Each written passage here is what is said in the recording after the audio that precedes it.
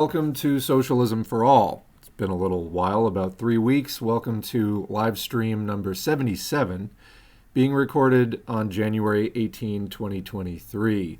I deliberately took a little break for the start of the new year. I have to say it was very refreshing. It's done me good.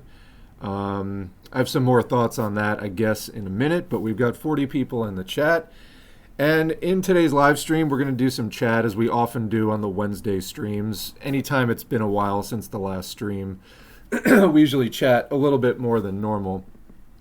And then we're going to do some leftover COVID stuff. Now, the good news is, well, I guess it's all sort of, it's good as far as the show organization is concerned. Okay, so it's really bad that there's still a pandemic going.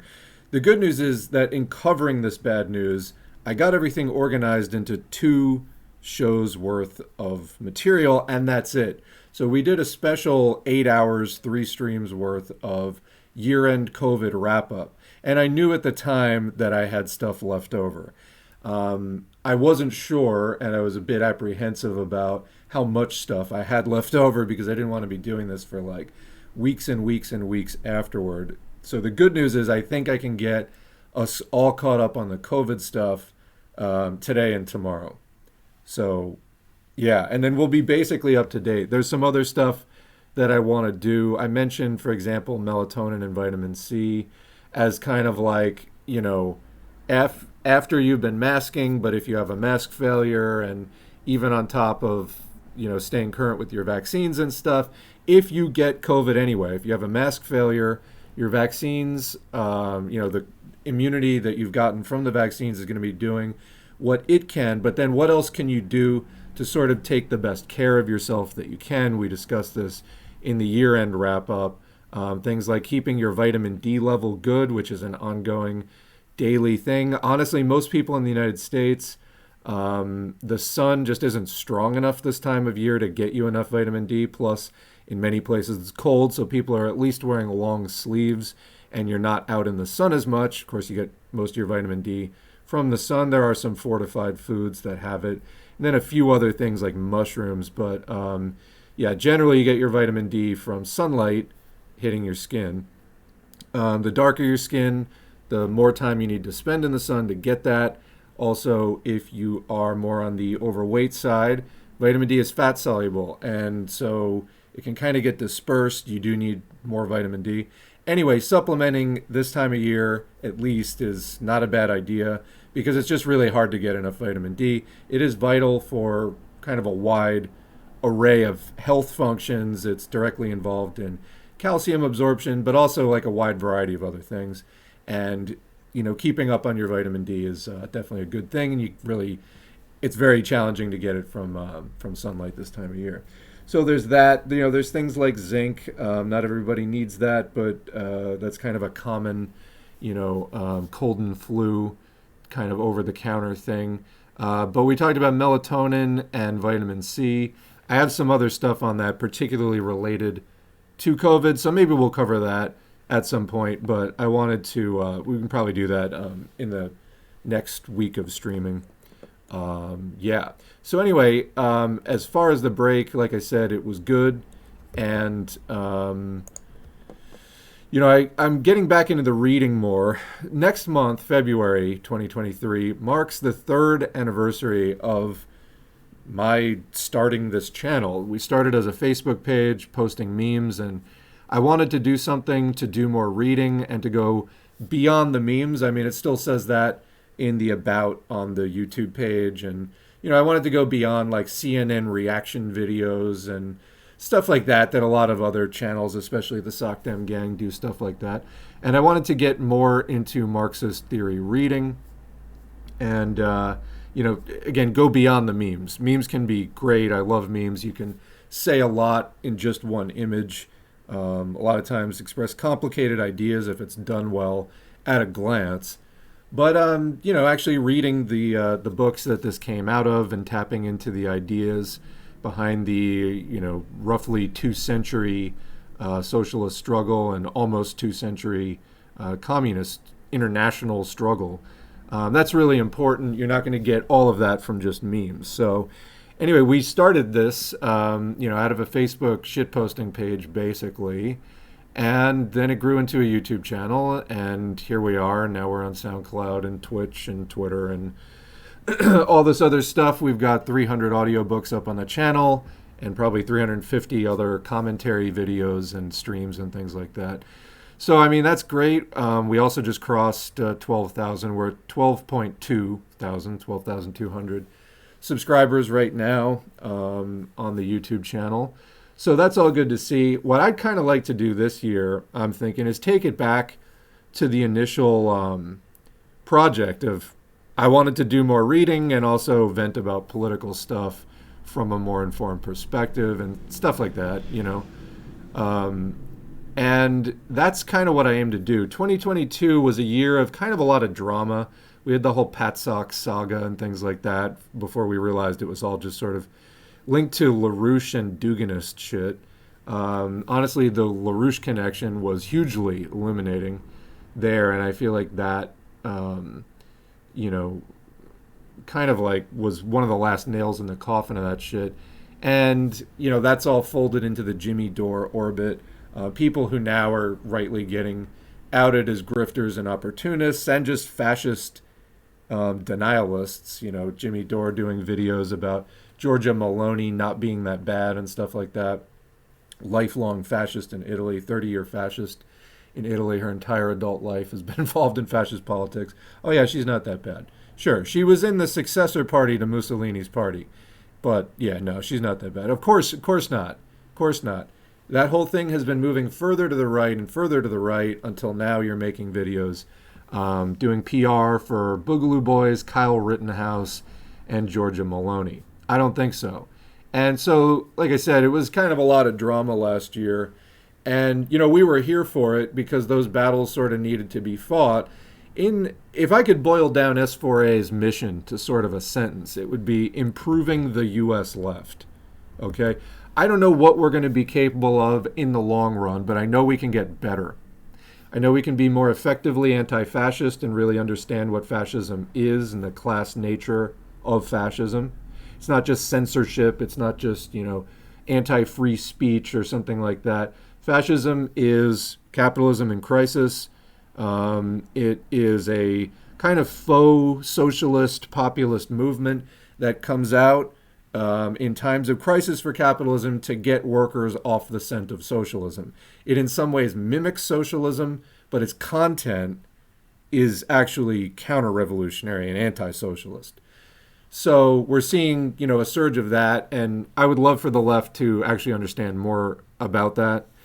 For the left to be more effectively anti-imperialist, so this is related, closely related and similar. Understanding imperialism is not just, when there's a military conflict or something like that. Imperialism is, as Lenin wrote a book about, the highest stage of capitalism. Capitalism, by its nature, tends to consolidate over time. And as you reach the stage of highly consolidated monopoly capitalism, and it acquires certain characteristics, and it's conquered the domestic internal market, it has to keep expanding outward into other territories where it comes into conflict with other gangs of capitalists. And then you get a war if they can't sort of, quote, peacefully decide on the right to exploit those territories. Capitalism is, of course, exploitation, above all else, extraction of surplus value via exploitation. So, you get the LOLberts, the libertarians, and other faux populists that, think that you can, or promote the idea that you can have some kind of capitalism without constant war. You can't. I mean, there will be periods where the capitalists work out a peace among themselves until capitalism goes into crisis and the negotiations break down behind the scenes and then they go to war. This is just the nature of capitalism. Socialism is completely against that. We want to eliminate the anarchy of production, move to a planned cooperative economy that is global, and that rather than having wars over things, everybody gets what they need. It's peacefully distributed, planned, and not done for profit, and just rising and falling, based on speculation and the whims of what capitalists venture think might be profitable at any given time. It's a planned economy based on people's needs. So, yeah, more effectively anti-fascist, more effectively anti-imperialist, more effectively coming off of that internationalist, understanding nationalism and capitalism's need for nationalism and basically the capitalist origins of the nation state as we know it today, the need to contrast this with proletarian internationalism, and not to support capitalist wars, for example, things like that. So I think that we can get a better U.S. left, and that, again, if I could boil the channel down to one thing, it would be about that. So I would like to take a break from the drama, if possible. I'm hesitant even to announce that openly because it's like Murphy's Law. I don't know. I just feel like, saying it out loud, it's like jinxing myself. But what I'd like to do is get back to doing a lot more reading. So anyway, that's kind of the plan. And what do we have up on the channel actually currently? Got a screenshot. This is, of course, easy enough for everybody to look up. It'd help if I went to the right file thingy here. But there we go. That's what's up on the channel right now. So you can see the last stream there. That's from the last installment of the year-end roundup. And we got 11 videos, 10 of which are Paul Lafargue, because he's got these nice... I went in to get The Right to Be Lazy because it's on the foreignlanguages.press foundations playlist that I'd been wanting to do kind of like a solid early pass of Marx and Engels and some other stuff. I actually found that the foundations playlist from Foreign Languages Press lined up nicely with that and is going to give me a good jumping off point to cover some other basic stuff that we haven't covered yet and that isn't in some of the other lists that we're still working on. So anyway, I went in to get The Right to Be Lazy by Paul Lafargue, found that he had a lot of these bite-sized, sort of 10 minutes and under little essays, and so, churning those out, plus we've got one from James Connolly. We'll have more from James Connolly coming, and then one from Marx there about nationalism, internationalism, and the Polish question. So we'll have more stuff continuing, and like I said, I really want to do less drama, more reading. I mean, even with everything last year, we still managed to, even amidst all the drama, we did get a lot of readings in. I would really like to kind of swing that balance even further into the reading direction. So, what else? I'm rested. There's that. I don't know. Is there any other updates I was wanting to do here before we get into the chat? Well, I have a couple of things to start us off before we get into the COVID stuff. But let's just talk to the chat. Won't that be nice? All right. So, how is everybody doing here?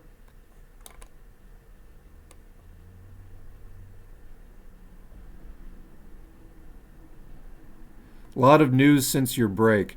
Well, that may be. I actually haven't been reading a lot of the news because I was resting as far as this stuff is concerned. So I didn't see a lot of it. I've been catching up a little bit the last few days, but I took like a full week of not posting at all. And then I've been kind of easing back into it in week 2, so...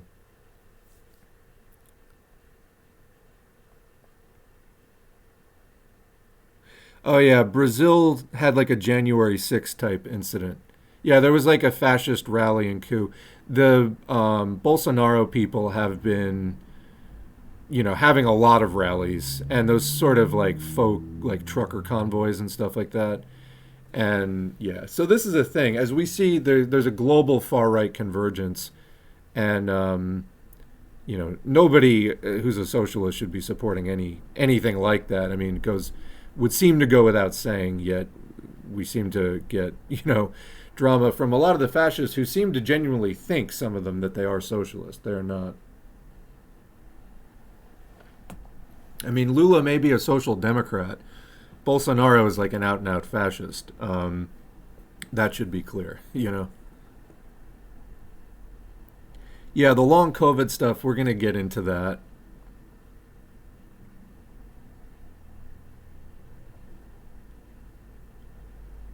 China, of course, having massive outbreaks. We're going to cover a bit about that too.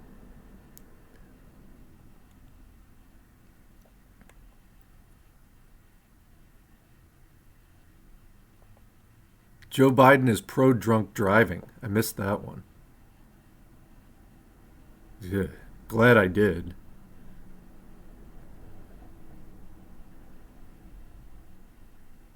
I feel like the trolls that pop in here and comment their dumb shit is some form of them trying to cope with the fact that people are turning to Marxism Leninism. No doubt. I mean, they're threatened to see a stream, going like this, no doubt. Is it still a good idea to wear a mask? Yes, it was never a good idea to stop. N95 or better. That means, well, you can get away with it. There's a bunch of not N, but 94 masks. There's like what is it, KFF?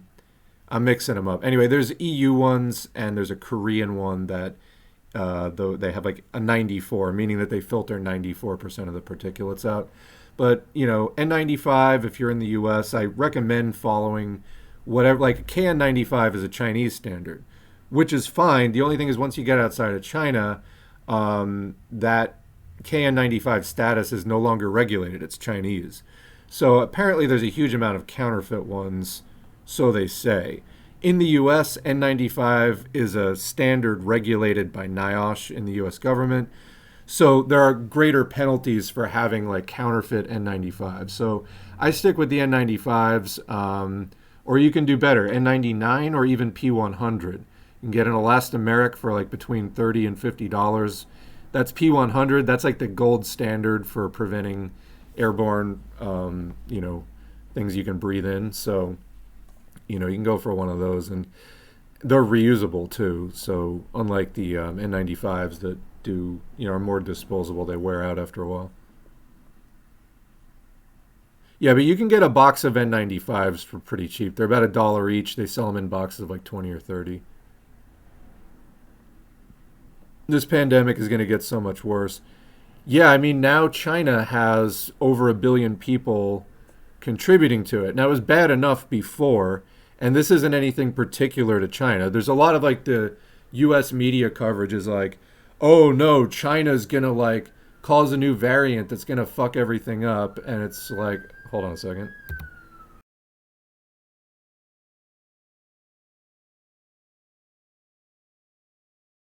All right, bit of background noise there. They're trying to treat it like it's uniquely awful that China is now letting COVID rip, just like most of the rest of the world, and they're going to try to blame China for, some new variant of the virus. Like, hello, the US and UK and Europe and South Africa and all kinds of other places have already bred this entire year, right? Because they let COVID rip for like all of 2022. At the height of Omicron, they were like, guess it's time to send all the kids back to school. No ventilation, no mask mandate, nothing. The US has been breeding all kinds of variants this entire time. Now they're going to be like, oh no, China's going to breed new variants. Well, where was this concern when the US was doing it? Obviously nowhere.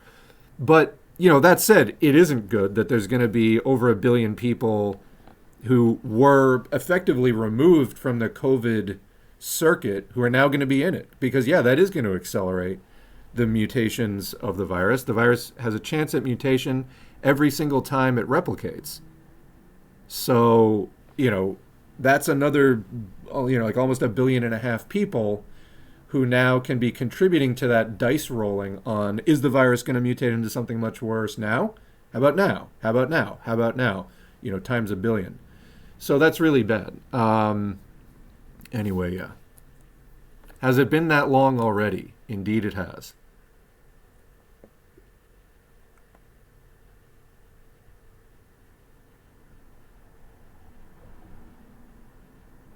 There is too much focus on U.S. politics.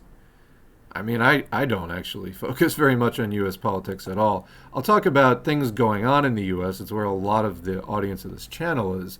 But I mean, as far as like Democrats versus Republicans, I don't really do that at all.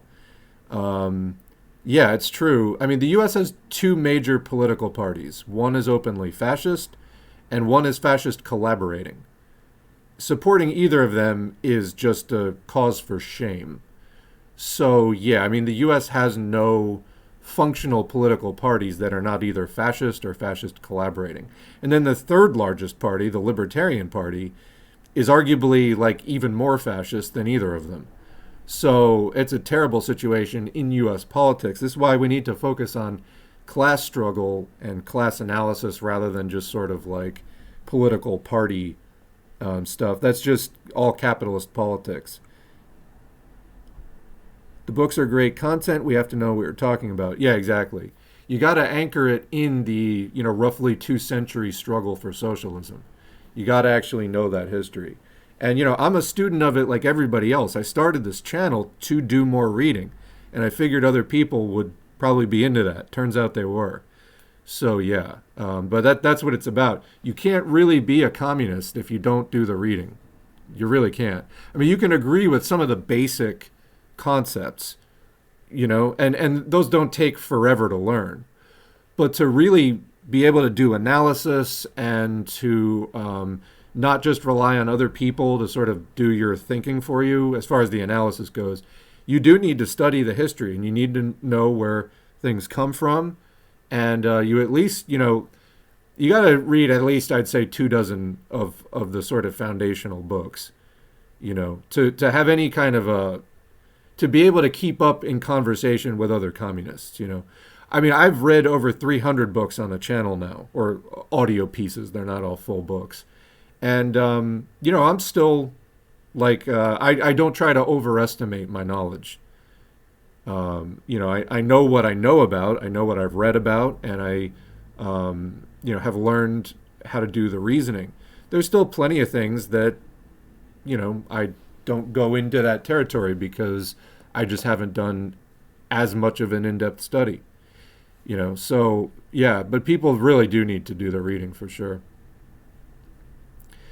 It's awesome seeing the channel grow. I think it represents a growth in people interested in Marxism. Yes, I mean the U.S. left has always been challenging because it's always been anti-communist in large part, and that's because the golden age of social democracy. There was a lot of there were a lot of good deals to be had, for the boomer generation and earlier. Less so as you get into Gen X, even less so as you get to be millennial, and now there's virtually like no opportunity to get, a good deal on a house or like a good job or anything like that anymore.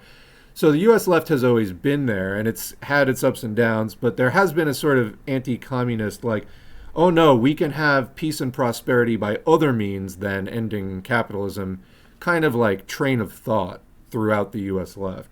I think that we may now finally be in a position to start really like ending that. I don't think capitalism is going to make a sort of post-World War II type comeback, as we saw in the 20th century. I don't think that that's coming. I think that we got more austerity, more hardship coming down the line. And so taking the existing U.S. left and just making it effectual, making it, like I said, better, more effectively anti-fascist, anti-imperialist, and internationalist or anti-chauvinist, anti-nationalist. I think that would be, actual goals that we can at least put a few percentage points in every year in improving the U.S. left. So, yeah, I agree. I think, more people are interested in it.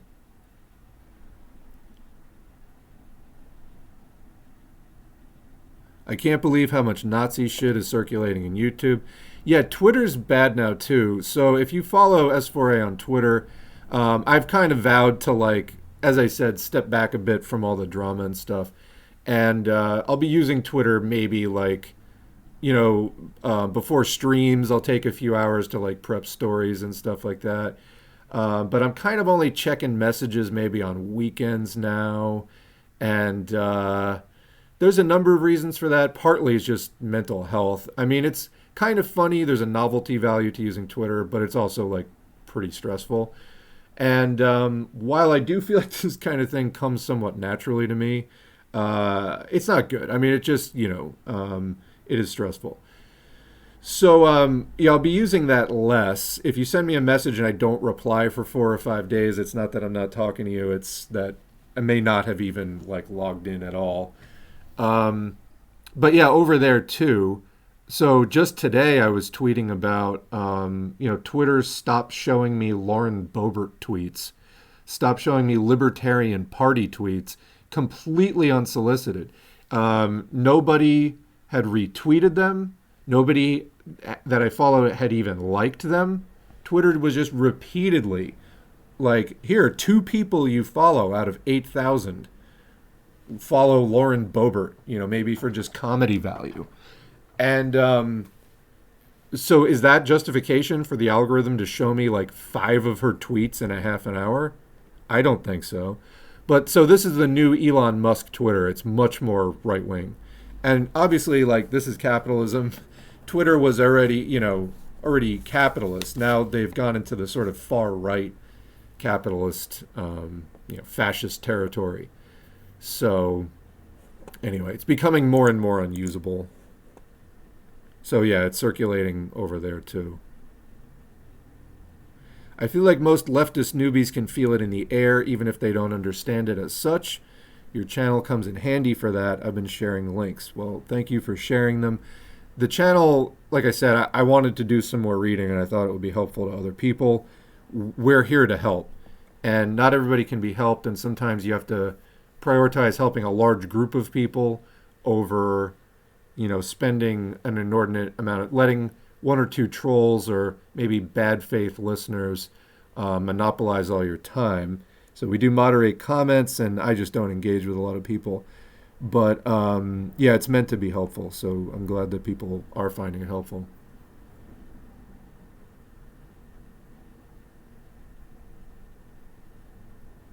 What's rough is that kids are getting into Nazi circles and are indoctrinated in through memes or fake news.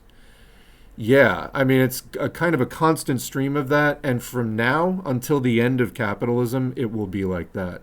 So the only way to turn it off is to end capitalism. And I really mean that.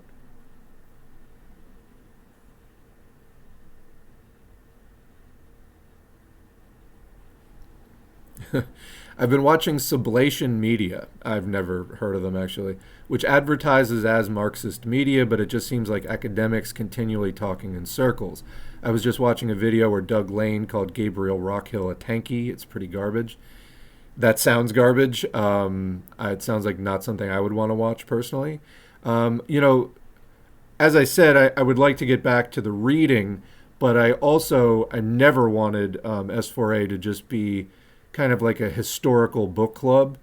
The point is always to get practical lessons out of the theory and history, because the reason why we're turning back to this history and theory of yesteryear of people fighting capitalism for about 200 years in various ways. Then Marx and Engels came along, around 1850, turned it up a notch, and that's sort of where Marxism, as we know it now, came in. Um, it's we do that to get practical lessons to solve the problems that are facing us. So we have massive problems, whether it's war, whether it's housing, food prices, you name it. We have problems, and we need to find solutions to them. We need to build solutions to them. We need to build movements that can solve these problems. And that's why we look to the history and theory, because you don't need to reinvent the wheel on a lot of this stuff. It's been going on forever. You can get inspiration and time-saving tips. This, capitalists hate him. Bearded dude figures out like the key to their downfall. It's true. I mean, we don't have to reinvent the wheel. You can spend like a few weeks reading some classic Marxist texts and rapidly accelerate your understanding of what needs to be done. So yeah.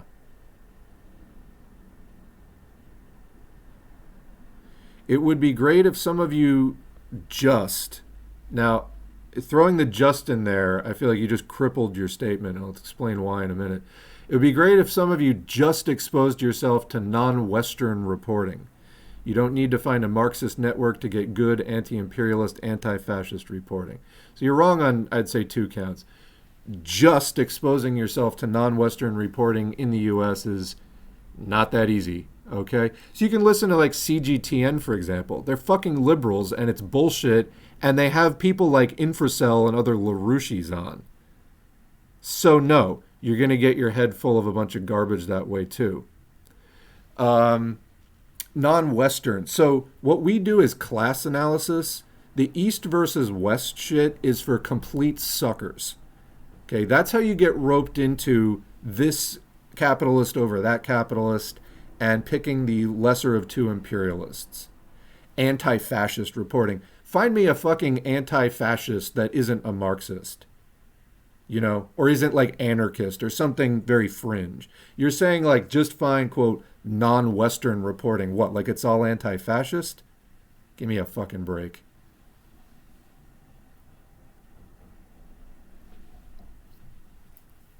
Imperialism is exploitation exported. Yeah, I mean, it's capitalism exported, and capitalism is exploitation, so absolutely, yeah.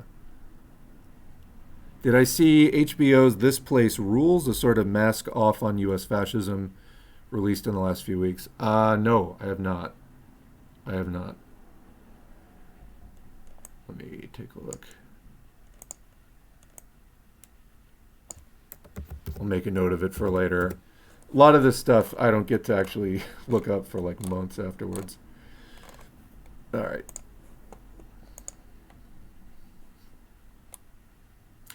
Look up Hinduism, weaponized, something 49-minute documentary about how the RSS split Pakistan, killed Gandhi, and spread the hateful Hindutva ideology.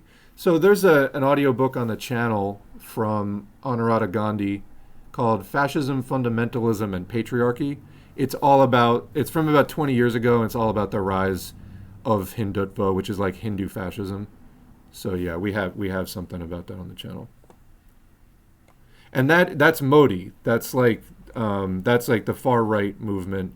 Like Tulsi Gabbard has like links to that and stuff like that. So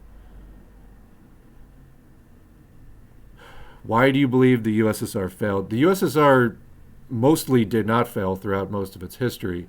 I mean, you can say that there was stagnation post-World War II, and there was, but that wasn't responsible for the dissolution of the USSR. In the end, it came down to, I mean, as far as the actual crippling blow, was they basically reintroduced capitalism. I mean, they were, under Gorbachev, bringing in, and I think right before him too, there were a few steps in this direction.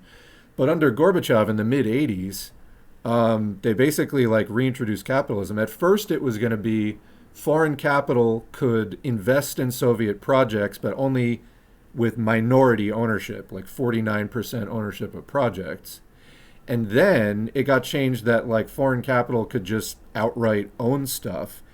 And it really was about a 5-year span between the introduction of that and capitalist counter-revolution. Not really that surprising, to be honest. I mean, hold on, I gotta...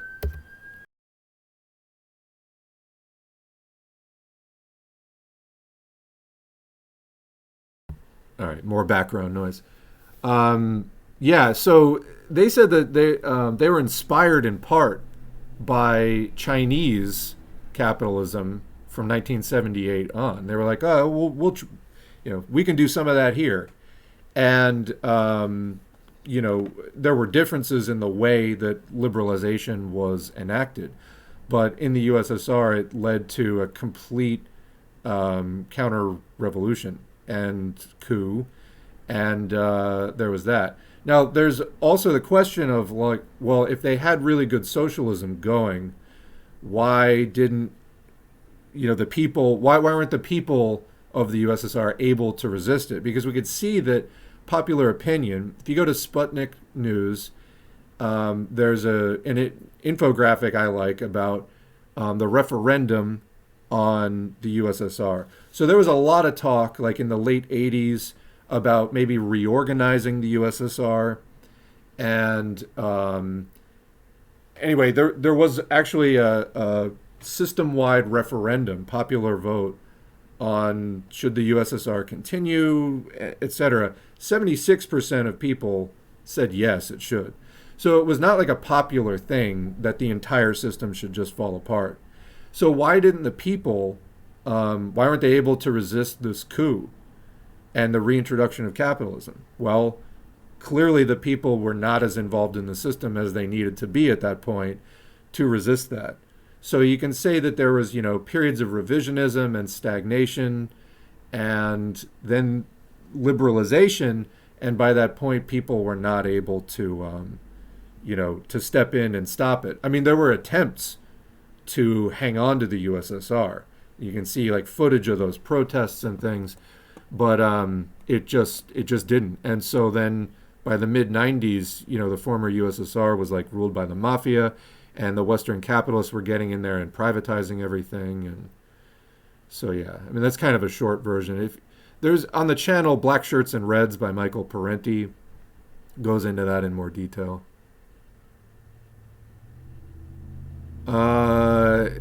Have you seen the COVID situation in China, and is it as bad as you expected? Are they managing as bad as the USA? Yeah, it looks like, I mean, from what I can see in the US, which is, again, trying to get accurate information about China in the US is incredibly difficult. What I can tell you is the liberals at CGTN are just, I had been subscribed to their YouTube channel and looking at the subscriptions. Every other video out of CGTN was just trumpeting. I mean, they were like ebullient about the reopening and letting it rip, and just everything was like, wow, we now have the perfect COVID policy. And then there's like leaked video of here. There's an article I was going to cover in a minute, but the visual is relevant. Where is it? Saved it here. Chinese who lost relatives to COVID angry at failure to protect elderly, out of Reuters. So there's like a million pictures like this in the hospitals of people like, they're trying to revive people on the floors. The hallways are lined with people who are like on their last limbs. It's not a good situation at all. And some of the estimates are like 1 million people could die in the next few months. It's a really bad situation. I don't, we had all the like China stands coming in who were trying to talk about how, China's, it's not the same as the US and this and that. COVID is COVID. You don't get COVID with Chinese characteristics. It's a virus, okay? It doesn't respond to things like that. You either contain it or you don't. It's that simple.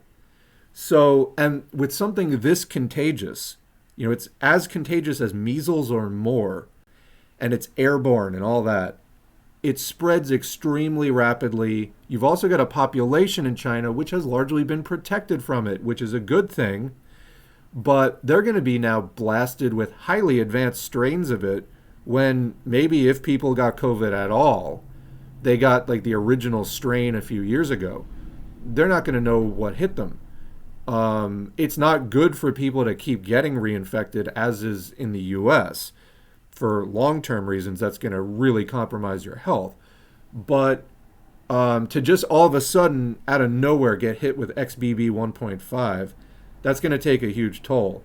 So no, it's yes, they're managing about as badly as the USA, from what I can see, which again, my vantage is limited.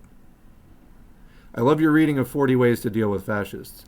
Yeah, we're going to do more practical anti-fascist stuff in the future. I don't have anything about that this week, but we will be coming back to that topic.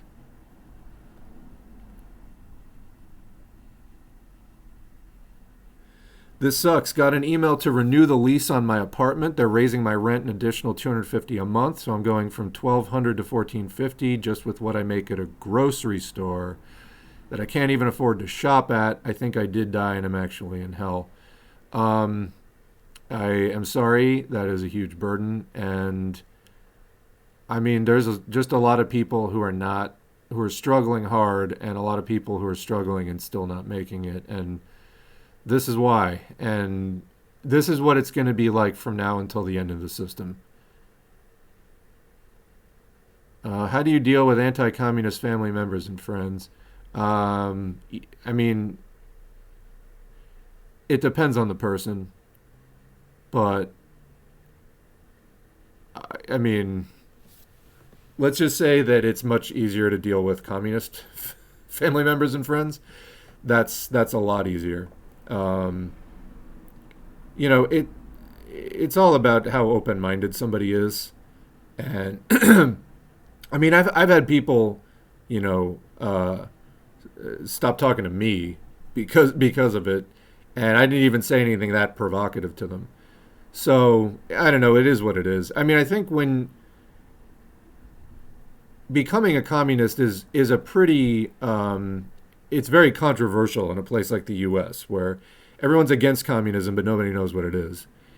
And when you actually develop a class lens, you know, you could start doing class analysis, etc., and you start seeing capitalism for what it is. I mean, it's very eye-opening, and it is just hard to talk to people on the other side of that divide sometimes. It is. Because what you're saying is factual. It's fact-based. You can even explain it to them. But for a lot of people, it just makes their heads explode, and they just cannot. Like, the emotional roots of that anti-communism just run deep. So it depends. Some people are more open-minded than others, is what I found. Just bought a P100 mask at Home Depot. What should I know about them? Zero idea how to work them. I don't know. I would look into getting the right cartridges for them, first of all. Like, if you got it at Home Depot, it's probably being sold for, like, people who do a lot of spray painting and stuff like that, or working with other sort of volatile compounds, you know, like compounds that turn easily into gases and are airborne and stuff. So you want to just make sure that whatever cartridges you're using in it are also good for sort of medical uses. So I would start with that, because you can open up the little cartridge holders and change out that filter. That's why it's reusable. The filter itself eventually you will use up, but the frame of the mask is reusable. So just get the right cartridges for it. And they might all be good. I'm not really sure, but double check that. There's been a good deal of animated discussion about Gerald Horne. Yeah, I have not read a lot of his work. I am familiar with some of his theses. They seem okay to me. Yeah, I missed the point. I think it was some of the Pat Socks. I saw some of the Pat Socks like posting shit about that. I mean, the Pat Sox are just blanket wrong about anything. So if they were against him, I'm probably for him. But I wasn't following it, so I can't really give you anything more detailed than that. Where I live, North Carolina, I went for a doctor's appointment. They no longer require masking of patients or workers. I mean, you were lucky they even did up till now. I was hearing of things in 2020, 2021, where there were mask mandates and there was doctors' offices not doing it. The waiting room was 95% full and only 2 people were masking, me and one lady with her small child. Props to her. Yeah, and unfortunately those masks were having to do a lot of heavy lifting. If everyone wears a mask, every individual mask doesn't have to work as hard. But the fewer masks, then those masks have to work a lot harder to filter out all the shit that's getting into the air, because other people aren't, are just putting out unfiltered breath into the air. I've heard that socialism is bad. Is that true? Not from what I can tell. And and the bottom line is we have to end capitalism. This is capitalism. This is what it does. This is what, and again, I was talking about reading the history and theory to know where we're coming from. Literally, the shit happening today has been happening since the fucking beginning of capitalism getting established. This just is what it is. So if you want this, more of the instability and injustice and inequality and all of it, the racism, all of the things that capitalism needs to prop itself up, then yeah, by all means, support capitalism. But if not, you need to end capitalism. And what are your options for ending capitalism? Like, what can you replace it with? Well, we see that Capitalism is class rule by the capitalists. People who own capitalist property and use it to make more wealth. They use their property to exploit labor, and then they keep that as their property. So it's when their class rules society and operates industry for their benefit, that's capitalism. When a different class rules society, operates industry for its benefit, then it's a different system. So, you have basically two great classes. The capitalists, who are few in number but great in wealth, and then the proletariat, dispossessed people who have to work for a living. We have to sell our labor to get by because we don't own property. We don't own capital. We are not great in wealth, but we are great in numbers because we're the 99%, literally. Or at least, the 90 or 95%. Then that other portion of the population between the capitalists and the proletariat is the petty bourgeoisie, the small capitalists, people who imitate the big capitalists, maybe even have a small amount of capital. They own a dry cleaning business down the street or whatever, maybe a restaurant, maybe like one or two apartment properties, stuff like that. Petty capitalists. Well, they are neither great in number nor in wealth. So to get their needs met, the petty capitalists have to either align with the big capitalists, who are really out to ruin the petty capitalists and take their businesses away, or with the proletariat, who actually they probably have far more in common with, although they're still trying to exploit the proletariat in their businesses as employees and as tenants and as customers, like retail capitalism.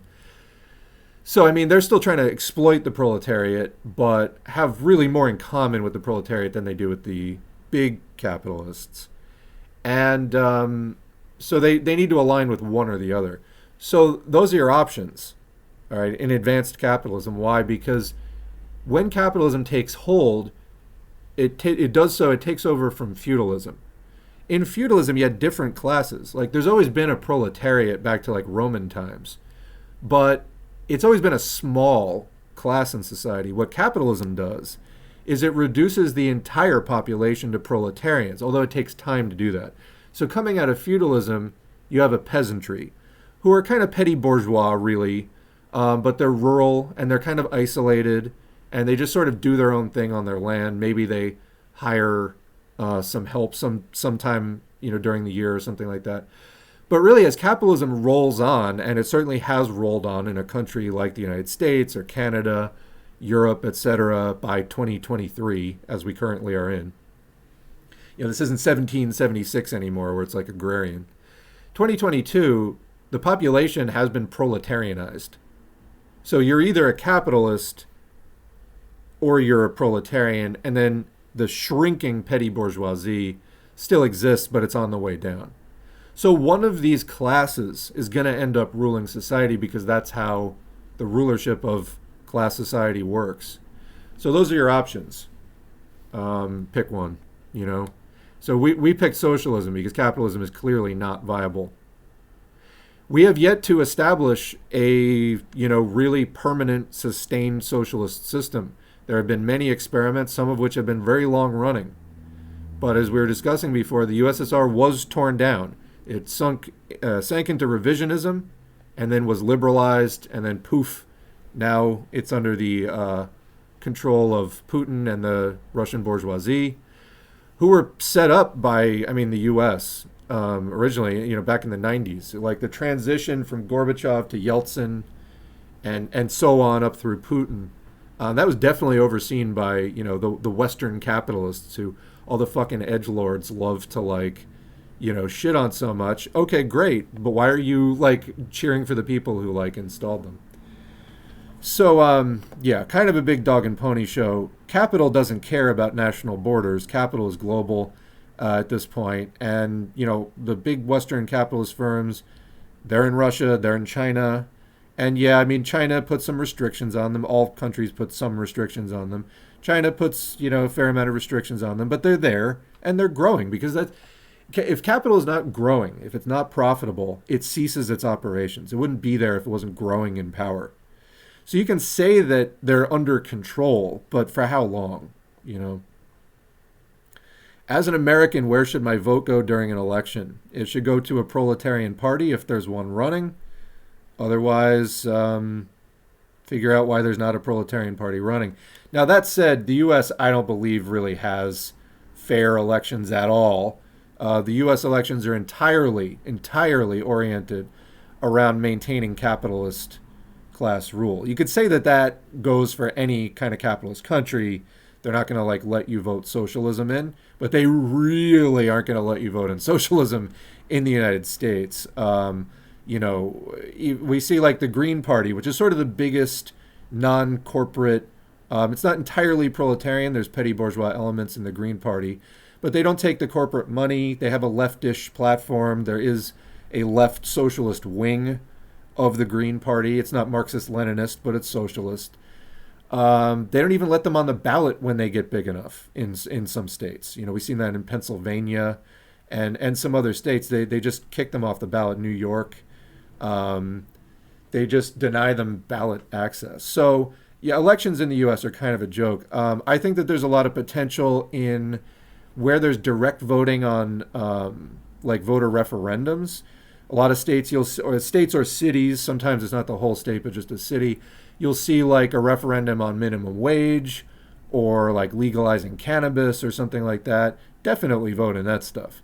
As far as the representative system, I mean, they got it locked up in the U.S. We do need to build parties. And this, I have the left coalition concept.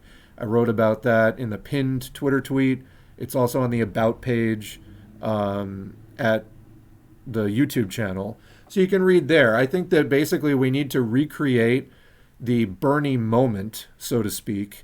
All that momentum, all that enthusiasm, people lining up in stadiums in support of a left-wing message. But we need to do it outside the Democratic Party. That's kind of the big problem with the U.S. left, is there's two speeds for most people. One, trying to work within the Democratic Party, and then two, when you realize that that doesn't work, doing nothing. Those are what the majority of people in the U.S. left, or people who consider themselves the left, do. The third option, which is much smaller, is get organized in a left party. The Democratic Party is not a left party. It's not a suitable forum for ideological struggle. They got it locked down, so don't even bother with the Democratic Party. You need to dem exit and get into something else. The Greens are a flawed party, but I would consider it a step up for most people over doing nothing to at least do that. I have a great faith in people's ability to learn through experience. So I think that, for example, when you sit around and do nothing, you just write internet comments and complain.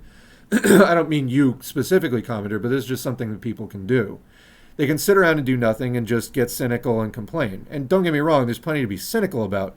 But you're not getting out there in the struggle the way that you need to be. If you're just doing that, you're just shutting down. I think that if people at least got out there and took whatever step is in front of them, whether that is joining the Greens, even joining DSA, you will get something out of that experience that will take you the next step. You'll go, okay, well, I tried this. This worked. This was good. This didn't work. And here's how I think we could improve on it. So the struggle in general needs to advance, and it's going to advance through participation. And I'm a great believer in people's ability to learn through that participation in the struggle. You will get class consciousness that way. You should also read your history, but there's a symbiotic dialectical relationship between experience in struggle for sharpening class consciousness and doing the reading, and those things are interrelated, because as you struggle, you go, oh, this is just like that strike I read about in 1942 or whatever. And you're like, oh, this is what they did then, this is what we need to do now. And then, you do that, and then your struggle dies down, you win or lose whatever particular battle you're in, and then you go back and do some reading. And then the reading makes that much more sense because you've got some sort of personal grounding in the present day struggle, and you know what they're talking about, right? If you just read history and theory in the abstract, you might not be able to relate to it as much. But if you've been active in the struggle, you'll be able to relate to it that much more, and it will click with you that much more. So, yeah, I mean, if you're ready to join a Marxist party today, and there is one near you, I think this is part of the problem. We don't even have the party we need currently. Then great, do that. Take that step that you're ready for. But like I said, I think for most people, and that might not be people listening to this stream, but for most people in the U.S. left who maybe are not already reading communist work, if they at least, went from supporting Bernie to joining the Greens and keeping that same struggle, because Bernie kind of just had a watered down program from the Green Party. If they were at least to take that next step and spend a few years trying to struggle that way, they could at least learn, okay, well, this works, this doesn't work. And then through that, they might, for example, understand the need for democratic centralism. Being in a non-Dem-cent party, they might understand the need for that. Or they might understand at least, where Lenin got that idea from.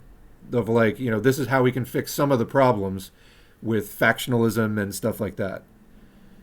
So I just implore people to participate, because rather than just dropping out and getting cynical, take whatever the next step is for you, because we don't really have a vanguard that we need. We don't have a vanguard party that we need. The vanguard is the most class conscious and historically literate section of the working class. There are other people in the working class who have a lower amount of class consciousness and historical literacy. They're totally valid. They can be socialists. They're just not the vanguard that we would think of.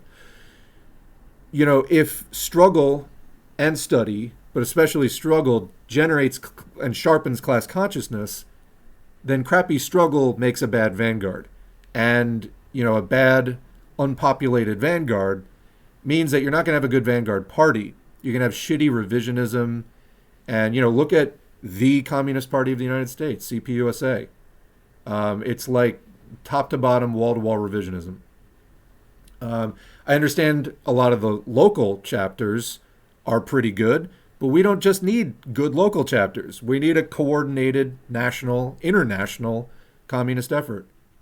And when your national leadership has been captured by revisionism for decades and continues to generate new co-chairs who have the same shitty revisionist views, there's a deep problem in that organization. Again, if we had a really vibrant, sharp, studied, experienced vanguard, you would be able to clear that out. But again, I think it's a lack of overall struggle. So I'm a believer in people getting out and getting active, and I think that will clear a lot of this stuff up through struggle. But people have to do that. Speaking of, I have a story, not like a bedtime story, but there is an action going on in Georgia. This is a release from the Atlanta Community Press Collective. This came out today. Police murder a protester in the Atlanta forest. So this has been going on for a few weeks. I came across this because the StopCopCity hashtag was trending today. But so apparently the backstory here is outside of Atlanta, which for those outside the U.S. is a city in southeast United States, just above Florida. And there's like a big forest. I don't know if it's a state park or what, but there's an effort to flatten it and then build up like a big militarized police training facility. And people are protesting it. And apparently police killed one of the protesters. So let's read. Today the police shot, and this is literally today, as we were recording this. Today the police shot and killed a protester in Weelaunee Forest. Dozens of heavily armed DeKalb police, Atlanta police, and Georgia State Police shut down Weelaunee People's Park and nearby streets before entering the tree line with guns drawn and heavy machinery poised to continue forest destruction. Police have repeatedly raided this public park, flattened community gardens and art installations, attacked protesters with chemical weapons and rubber bullets, and threatened lethal force. During past raids, police have consistently escalated violent tactics on peaceful people who were sitting in trees or walking through the public park. Since June 6, 2022, activists and community members fighting to defend the Atlanta forest and stop Cop City, so more than weeks, months, have been demanding that officers stop bringing weapons into the forest after APD pointed their weapons at peaceful protesters. So you got county police, city police, and state police involved here.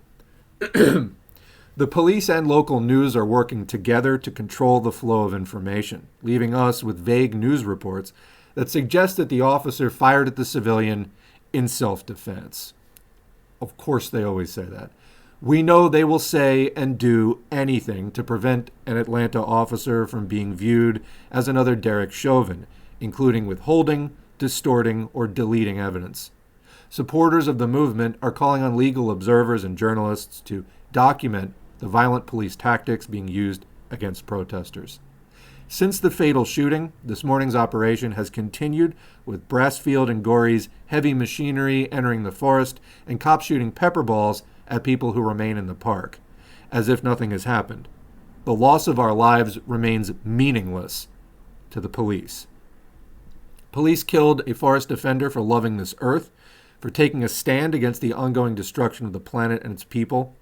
Indiscriminate police murder, unfettered police violence is exactly why people have, for 2 years, called for the Cop City project to be canceled immediately.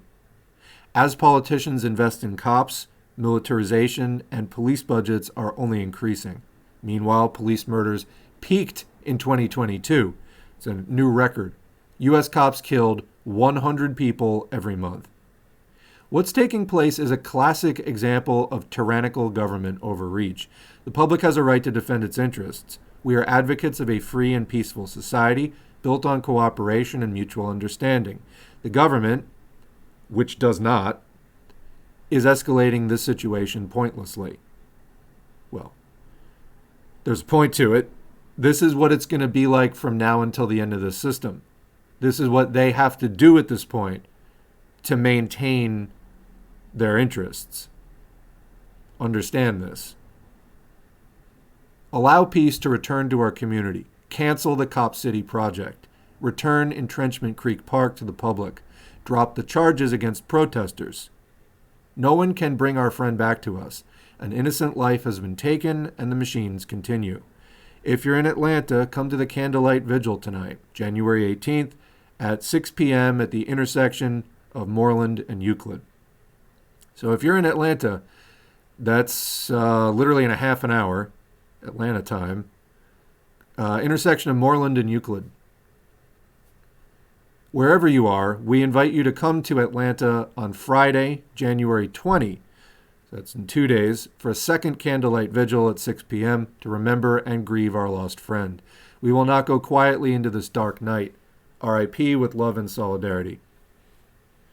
So there's something going on today. There's one manifestation of the struggle. And believe me, being involved in something like that, it's going to sharpen your awareness. It's going to sharpen your involvement in it.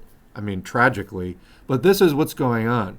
Being there, seeing it with your own eyes, putting your body on the line, or putting something on the line, getting involved, even supporting people who are putting their bodies on the line. Whatever it is, it sharpens your consciousness as far as what's going on. It gets you thinking more and more.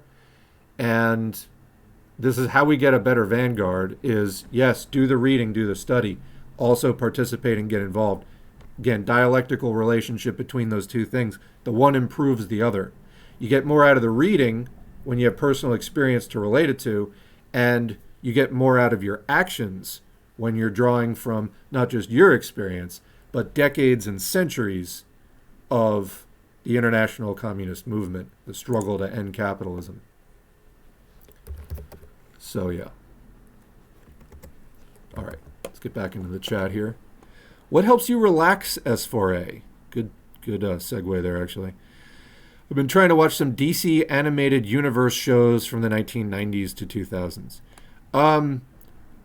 Well, you know, for me, that wouldn't really do it. I don't hate animation, I guess, but to me, that was a very obnoxious period in animation. Like, if you compare back to, like, 60s, 70s, I think in the 80s, there was a transition where everything got like louder, noisier, more in your face. They also, and there's also a basis for this in law because they repealed laws in the U.S. that I guess in the 70s there were more laws about cartoons not just being like toy commercials, more or less. You know, like the product tie-ins and stuff. I forget exactly what the laws were, but anyway, they relaxed the laws, and then you get Transformers and GI Joe and like He-Man and all that stuff that literally was just like extended toy commercials. And I think that there's something in the tone that kind of shifts, where by the 90s, everything is like super loud colors, super loud noises, screaming. So to me, a lot of it's like not the most relaxing thing. What do I do? I mean, I exercise, nature stuff, getting out in the quiet and meditation. I mean, a lot of different things. Yeah. As you can tell from the sort of pre-game tunes that we do, I like music as well. A lot of different things. I think the basic thing here, rather than me recommending specific, hobbies or things to people, is just find things you like to do. Like there's, you can find a list of 100 different relaxation or recreation, activities. Just like try a bunch, find something that works for you to, give you a release valve for your sanity.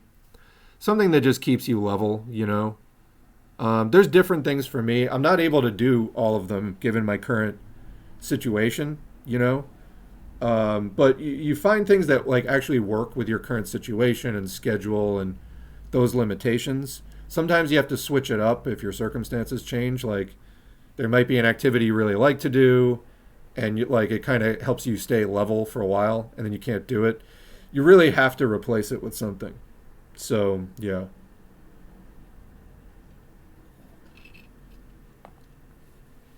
It's important. I mean, we don't talk about that as much directly on the channel. But yeah, we should have some like hobby appreciation threads and stuff like that. Because it is important for people to, have outlets. You can't just talk about fucking politics all the time. It'll drive you nuts. You got to do stuff that remind you about being a human being, which is what all of this is in support of in the first place.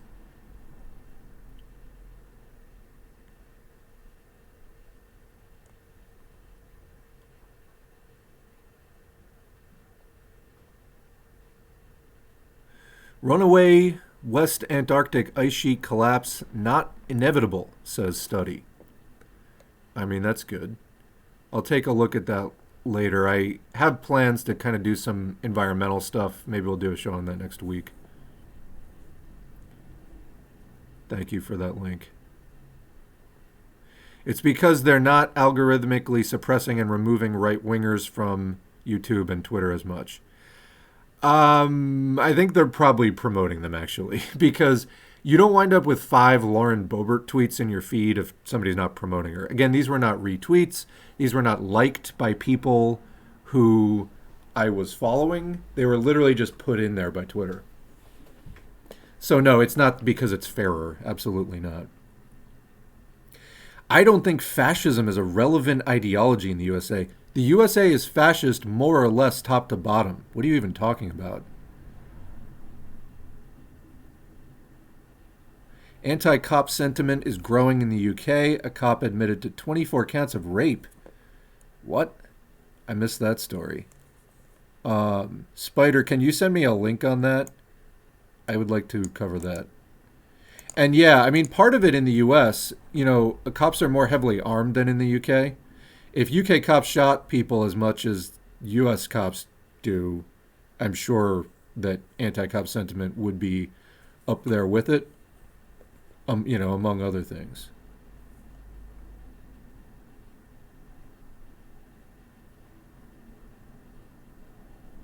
Did you see the pro-Andrew Tate protests in Greece? Crowds of young men and boys chanting "Free Top G," puke emoji. Yeah, I mean, he said in his media, interviews and streams and things that he works with the mob and believes he has the right to own women, is it like a big jump from, like, I don't say those things because I don't believe those things and I don't do those things. So it would be really surprising if I was actually involved in something like that, something I don't believe in or promote verbally and things like that. It's not that surprising when somebody who verbally makes statements like that on a regular basis and has constructed their entire persona around, that sort of like edgelord, misogynistic, like male chauvinism, and has made statements that they like work with the mob and stuff like that they're involved in organized crime on that level. I don't think that that's surprising. And as far as people supporting that, give up. If you at any point, looking at LaRouche's like Samira Khan, another like infracell person, for example, making tweets in support of that, you're supporting human trafficking. At this point, alleged. I mean, he has to have his trial or whatever, but everything, it seems to be pointing in that direction. Give up. You're not a serious person anymore. You're literally, you stand for like organized crime and human trafficking. So yeah. The thing with the cop issue is some people still haven't gotten the idea that cops aren't there to help us and we need new institutions to protect our communities. Yeah, I mean, that's where, you in your community, whatever organization or parties you're involved with, can go out there and do education, have guest speakers come in, spread videos about it, distribute pamphlets about it, like, get the word out, I mean, there are things like Rose City Cop Watch. There are like Cop Watch organizations in different cities that are specifically dedicated to exposing police crimes and getting community resistance to police. I mean, obviously, like the Black Panther Party did that as well. There's various groups that do that. You can join or start something like that in your area. It's obviously not without risks, but this is another face of the struggle that people can get involved with. And, that will take you places there. Events will propel you forward. Obviously, you should have the history and theory and resources and wisdom in your back pocket to be able to handle them in the most intelligent way and wise way possible. But I mean, once you do stuff like that, events will propel you forward. And it's kind of up to your group or party, how well you're going to ride those waves. And hopefully towards more popular support, more success, winning some battles. So yeah.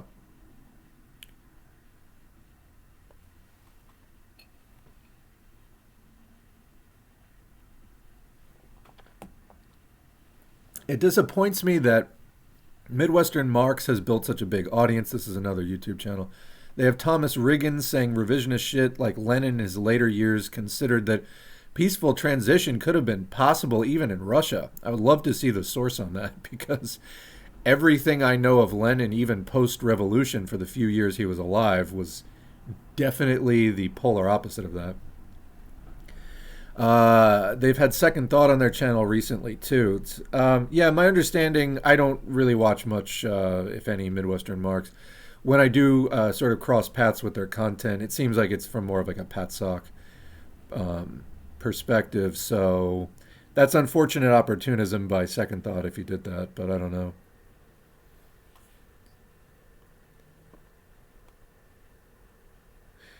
Yeah, somebody else says, I was so surprised Second Thought went on a Patsock channel. Yeah, I don't know. Peaceful transition is straight up class collaborationism.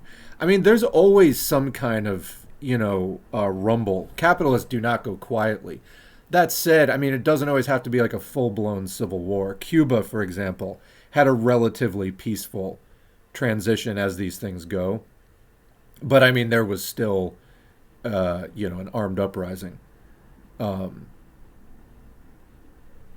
sure people are going to have their various comments about, like, yes, it's true, the Cuban Revolution in the 50s was not explicitly guided by Marxist-Leninist ideology.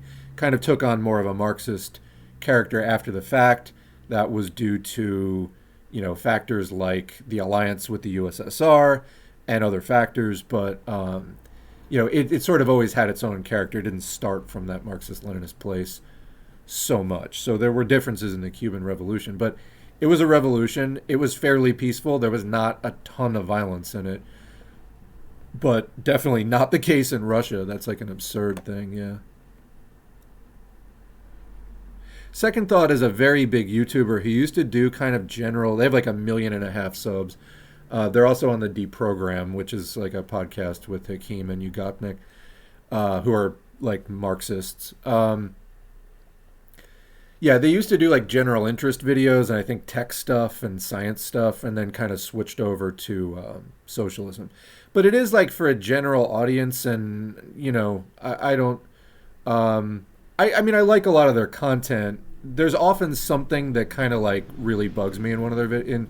I've seen a few videos where I got through and nothing really bugged me. A lot of times, like there'll be something I actually do disagree with like significantly in one of their videos, while like 90% of the video will be really good. I'll disagree with something.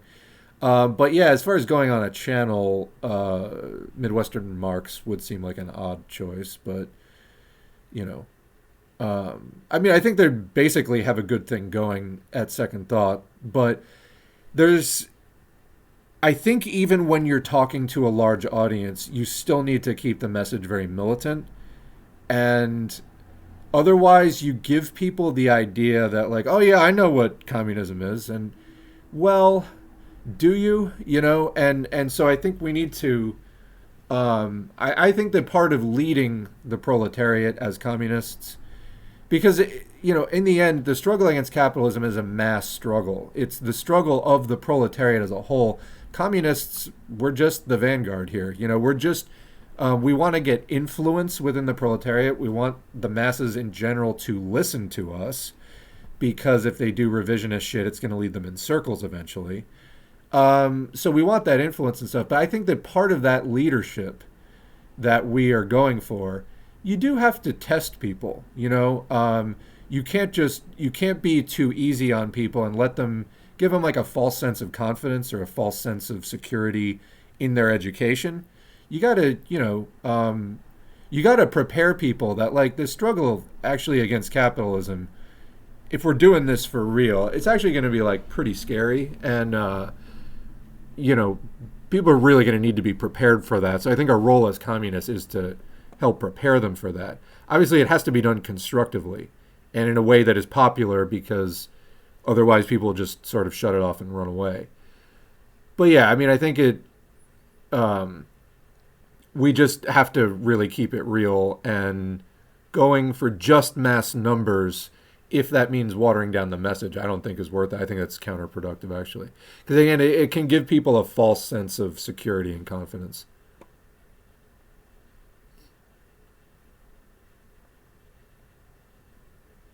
Fascism is the U.S., the pro-military, non-stop movies and shows defending empire.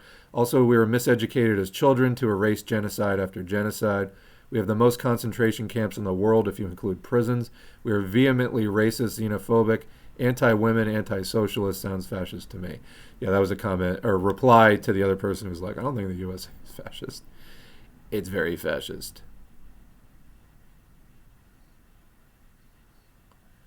They replied, insofar as this is accurate, it is. It doesn't really sound distinctly fascist. Fascism is not just specifically when you wear like a swastika armband. It's like you got to look at the content of it.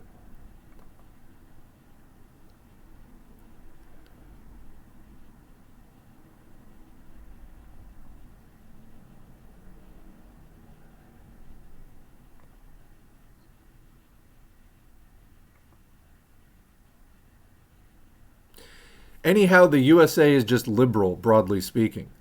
So again, fascism is capitalism in crisis. Scratch a liberal and a fascist bleeds. Put a liberal under stress, watch a fascist emerge. So that's the point here that you seem to be having some cognitive dissonance with. I don't know how many other ways I can really explain that to you. Fascism is capitalism. It's just the extreme, angry, going on the warpath form of it, as it has turned into imperialism, and there is a socialist movement against it, it has to get loud and angry. I mean, in a way, fascism is loud and angry conservatism. It's an alliance with the most openly reactionary elements within the status quo for the preservation of the status quo. Why do they need to revert to this? It's times of crisis and stress for the system. That's what we're in. And that's why we're seeing, again, one of the major political parties in the United States is openly fascist, the Republican Party. There's no way you can spin them as not fascist. And then the other political party colludes with them on a daily basis. Hope that helps. Don't overthink this. I know it's scary to be like, oh my God, there's fascism right in front of me. But yeah, there is. You're not going to gain anything by trying to see fascism as this exotic thing. It's not exotic. It's extraordinarily mundane. You grew up in it. It's responsible for all this ugliness.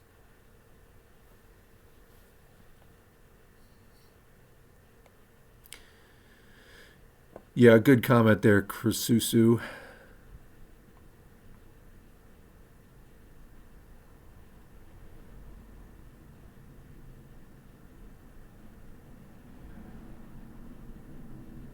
Scrolling through some comments here.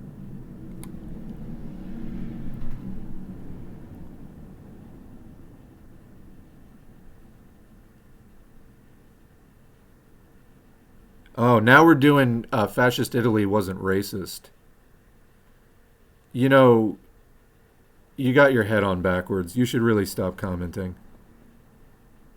Yeah, we actually have an audiobook about that on the channel. Let me find that for you. What is it? Racism in the Service of Fascism, Empire Building and War from 2006 by Richard Pankhurst. 2-hour, 12-minute audiobook for you. Check it out. Also, they were collaborating on the Holocaust. So, anyway, for one obvious example.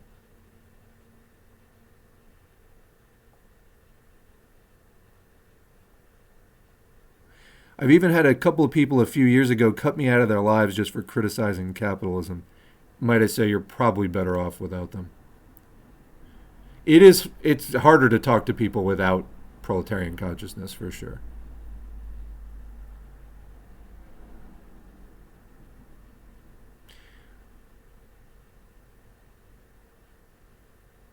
This is funny.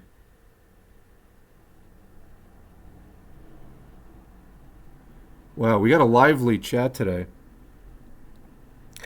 If your end-of-year COVID streams are right, would it be okay to think of long COVID like a chronic inflammatory disease? So long COVID is probably caused by multiple things. Yes, it causes an enormous amount of inflammation. There's a story I want to do tomorrow. Actually, we might have to do 3 streams because we're over an hour into the stream already, and I don't think I can cover all the stuff I had set aside for today in just an hour. Wednesdays are often big chat days, and we got 50 people in here right now, so I'm not even sure we're going to get to any more articles. I'll definitely get to, there's a couple of announcement things, but this might just be kind of more of a shooting the shit kind of day. So, yeah. All right, whoever the fuck is... Somebody needs to get out of the chat. I just don't feel like reading any more of the person who was posting about fascism. Thank you. That'll trim up the chat a bit. Trying to say, the petty bourgeoisie is a super relevant... Just get out of here. Just get out of here. Anyway, long COVID, yeah. So there was a study that came out. 90% of people who developed long COVID only had mild symptoms up front. So we can say that in the overwhelming majority of cases, people who got long COVID did not have bad acute COVID. Getting bad acute COVID ups your odds of getting long COVID. But the overwhelming majority of people who got long COVID did not have bad acute COVID. They had mild acute COVID. So we're going to cover details about that whenever the fuck we get to it. But yes, it causes inflammation. it causes autoimmunity. It can cause, and I say it causes, it can do these things. It causes gut microbiome dysregulation. So your digestive system is full of microorganisms, pounds of them. There are more non-human cells in your body than there are human cells. And a COVID infection massively disrupts the balance in your gut microbiome. And these things produce many, many chemicals that your body needs to function, including serotonin, including all kinds of things. And when they get out of balance, it's really bad news for your immune system. So it can cause, we're going to actually read 2 articles about that when we get to it. So yeah, it can cause chronic inflammation. It can cause autoimmunity. It can cause, gut microbiome dysregulation. It can do like a lot of things at once. There's about half a dozen probable major causes of long COVID. We still don't know exactly what, like long COVID hasn't been nailed down to one thing, and it might actually be more than one thing. Because COVID, actually, let me bring up an article right now. This is relevant. COVID gets into every tissue in your body. Let's take a look. So this is from January 4. Large COVID autopsy study finds SARS coronavirus 2 all over the human body. This was written by Rich Harity. Study found traces of the SARS coronavirus 2 virus, which causes COVID, in over 80 different sites in the body. In the most comprehensive autopsy tissue study conducted to date, researchers have found traces of the SARS coronavirus 2 virus throughout the entire body, from the brain and the heart to the eyes. The findings indicate that the virus can cause persistent infections in many parts of the body, months past the initial illness, and support the argument for further research into antiviral drugs as possible treatment for long COVID. Because this is one of the things, viral persistence, a low-level persistent infection, is one of the likely causes of long COVID. In fact, we covered a while ago a study, researchers in Boston, and sorry, my nose is a little stuffed up. I had a bit of a cold last week. I tested many times and had 5 negative rapid tests, so I don't think it was COVID, but a little cold, I'm a little stuffy. Anyway, low-level persistent infection, they found that 60% of people who had long COVID tested positive for the spike protein in their blood. So there apparently was still virus in their system. But that was only 60% of people, and they couldn't detect it in 40%. But those 40% did have long COVID symptoms they didn't have before their infection. So it's possible that it's also called PACS, post-acute COVID syndromes or sequelae. It's possible that what we call long COVID has more than one cause and more than one etiology, more than one source. So anyway, but persistent infection is one of them. 3 years have passed since the emergence of novel coronavirus SARS coronavirus 2, and scientists are still working to understand exactly how this virus interacts with the human body. One ongoing mystery is how broadly SARS coronavirus 2 infects different organs beyond the respiratory system. Several studies, for example, have come to differing conclusions as to whether the neurological effects of COVID are due to the virus directly infecting brain tissue. Most recently, a team from the Stanford School of Medicine closely analyzed postmortem brain tissue samples from several COVID patients and couldn't find any traces of viral RNA. Well, time out. Other studies have shown that, though. So it may not infect the brain in everybody. There may be factors relating to whether COVID can get into your brain specifically. But I know that there were other studies that did find the virus in the brain. So anyway, for example, like it can infect the sensory neurons in your brain. That's part of how it disrupts your sense of smell. So anyway, that research did, on the other hand, detect significant inflammatory biomarkers. Biomarkers are chemicals that they can test for, which indicate a condition. So an inflammatory biomarker is some chemical that indicates the presence of inflammation, leading to the hypothesis that the short and long-term neurological symptoms could be due to persistent immune system activity. This hypothesis has been backed up by subsequent autopsy studies finding neuroinflammation in COVID patients. So there you have a case. I mean, there have been other studies, if memory serves, that did show direct viral infection of brain tissue. But here you have a case of autopsies not turning up evidence of like viral remnants directly in the tissue.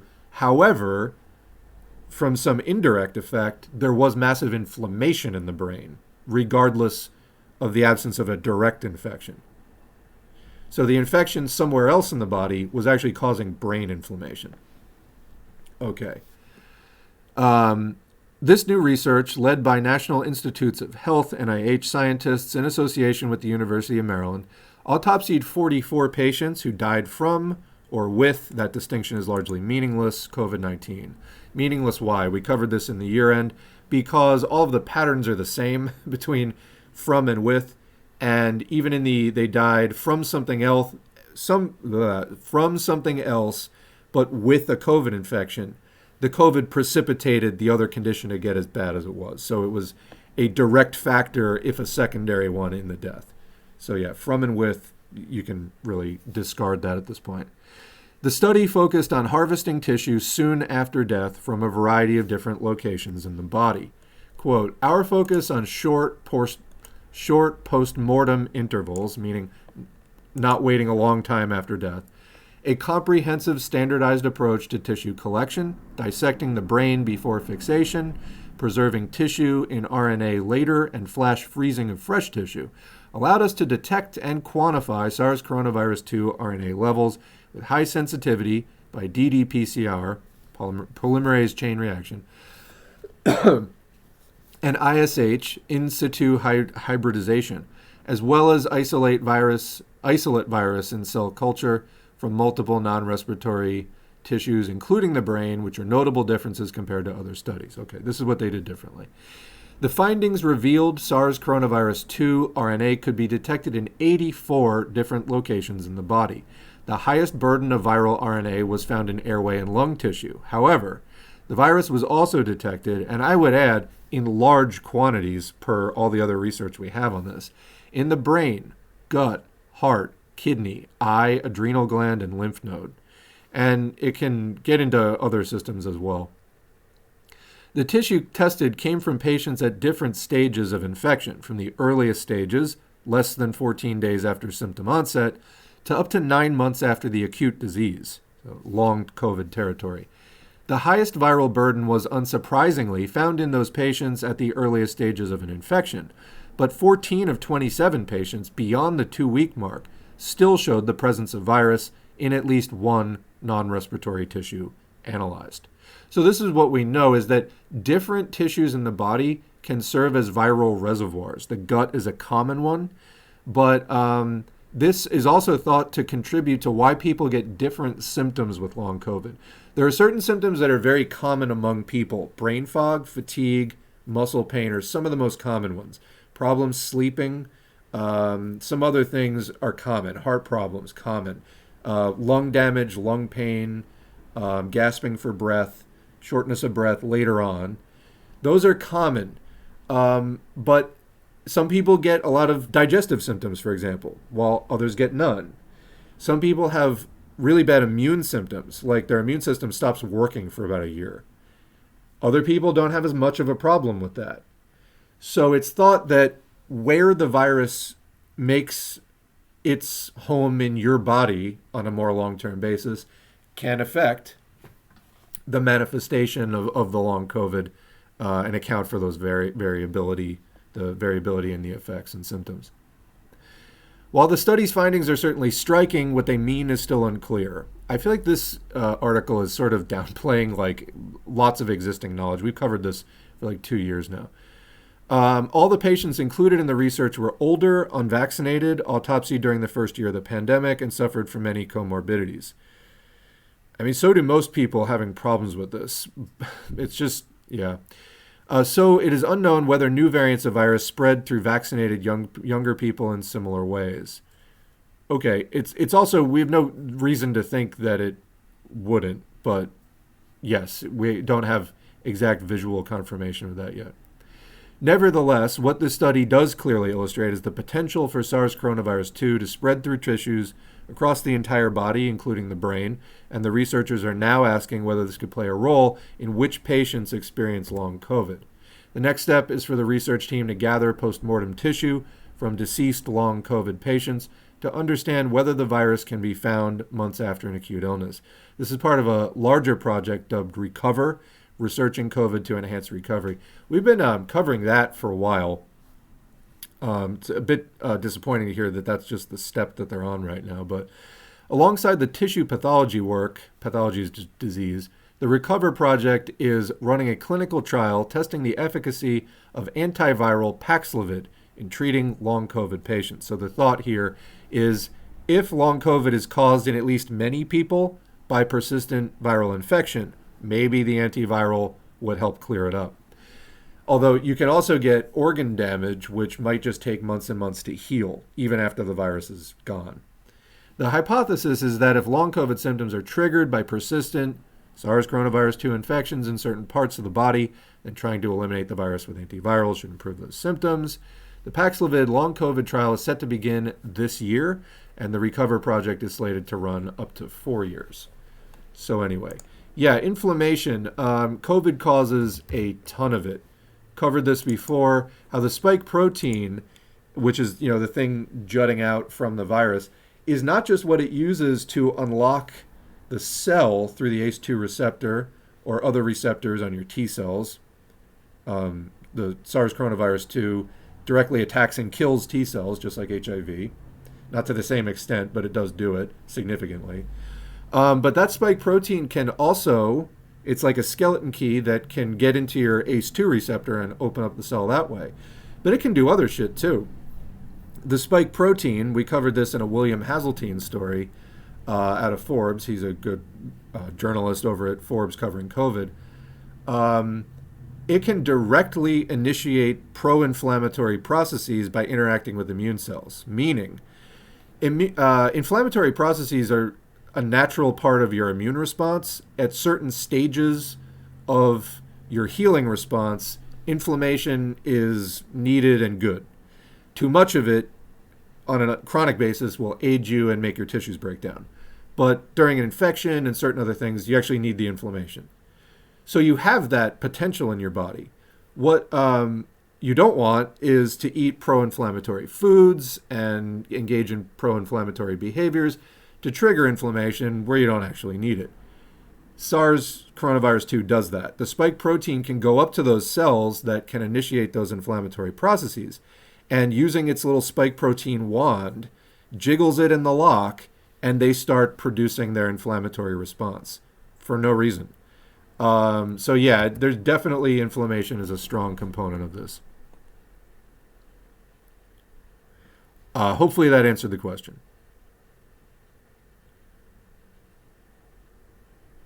Is Peru a fascist state at this point? I honestly haven't been following it closely enough. I've been hearing bad things. Actually, I had a really interesting story I saw that I was meaning to get a screenshot of and I didn't. Unfortunately, or I would put up the thing right now. But if you look up police hostage exchange Peru, that's how the protesters have been dealing with it down in Peru. They literally have taken cops prisoner and then exchanged the cops for like arrested protesters.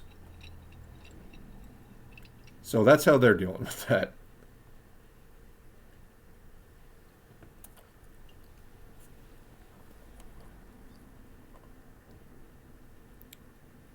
Primaries are completely rigged. Yeah, I mean, that's like the Democratic Party primary. They're completely rigged. The Bernie Sanders thing, if you didn't come away from watching Bernie Sanders going, oh, working within the Democratic Party is impossible, then, there are none so blind as those who will not see. I don't, and no pun intended there on the not seeing. But I mean, really, what else do you need to see exactly with that? Bernie Sanders went twice. You saw how that went. If you still think you can work within the Democratic Party, you're in massive denial, There are communist parties in Russia, like the Russian Maoist Party or Communists of Russia, that aren't fascist-controlled opposition like KPRF. And yeah, Dugin is a fascist. I don't know why you're telling that commenter that.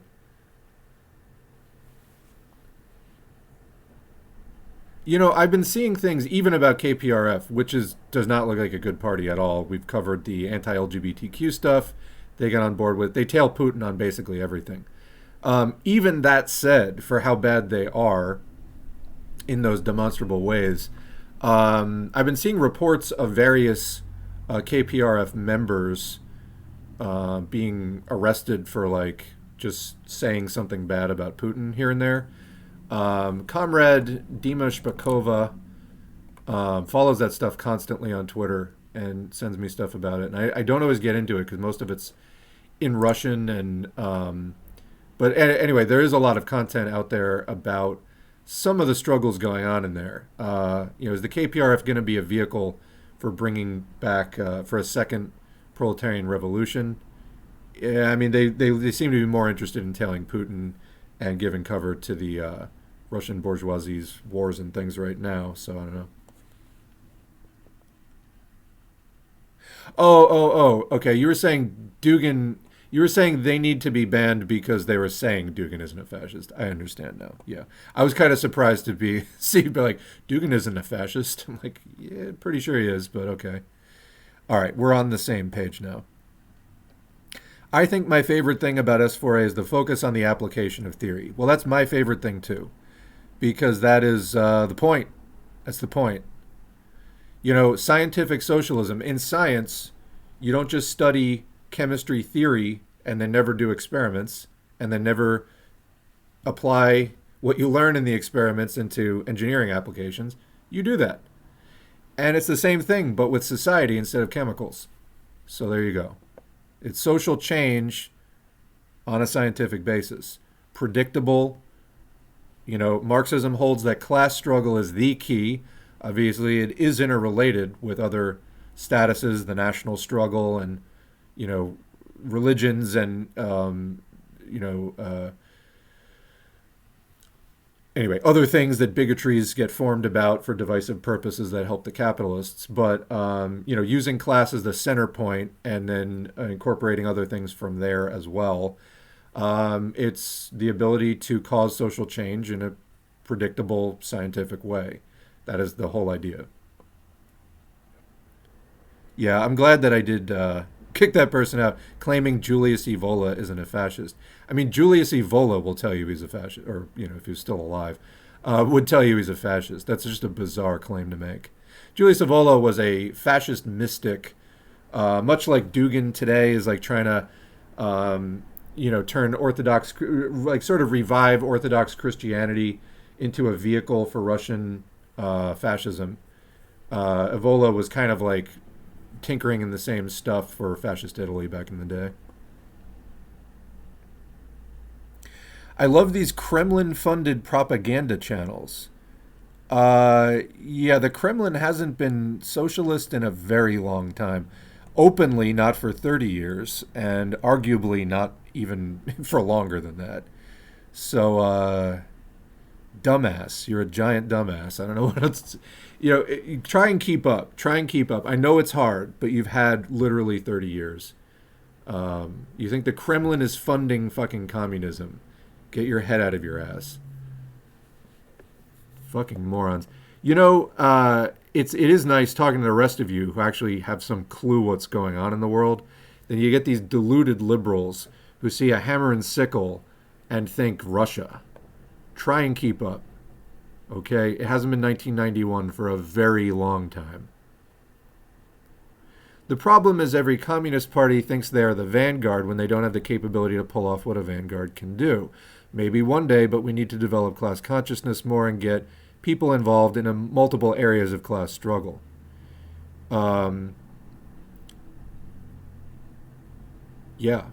mean, that's the thing. I mean, I think, again, we need more of a big tent movement at this point. The American masses, have no fucking interest in, like, some tiny party that has like 100 people in it, and you know, or whatever, or even smaller. Um, it has to be big enough to actually be relevant to people's lives, and that's kind of the main thing. It's one thing to say, you know, I'm a communist, I believe in the principles of Marxism and maybe specifically Marxism-Leninism. Um, but yeah, to sort of claim to have the capacity to lead when you really don't have the numbers. Again, I think at this point we need more of a Big Ten thing. Obviously, communists should get organized. Talk to other communists, form study groups, do whatever you're doing, and yeah, maybe we'll get the party out of that. But it's got to be, you know, in close connection with mass struggle, or it's just not relevant, or it's just a, you know, or it's just a dozen people online proclaiming themselves to be like have figured it all out. That's not what we need.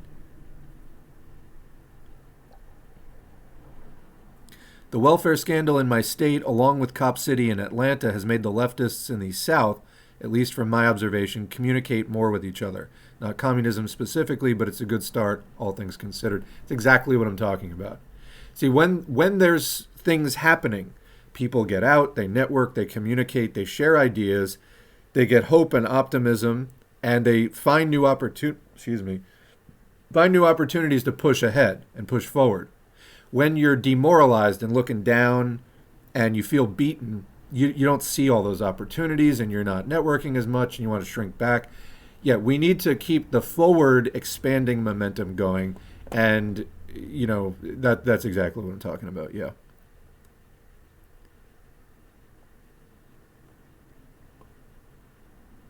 They've got their own website if anyone's interested. All you have to do is Google Cop City and it pops up. Yeah, I'll probably be covering some more of that next week. They really need the funds for bail and things. I'll put a link in the description.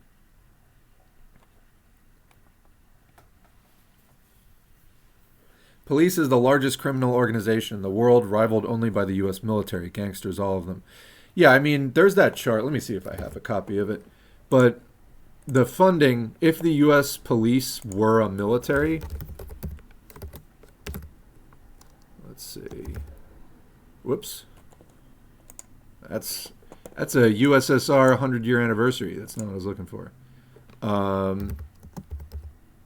Why does it keep doing that? I keep hitting a button and it keeps... all right, let's try this.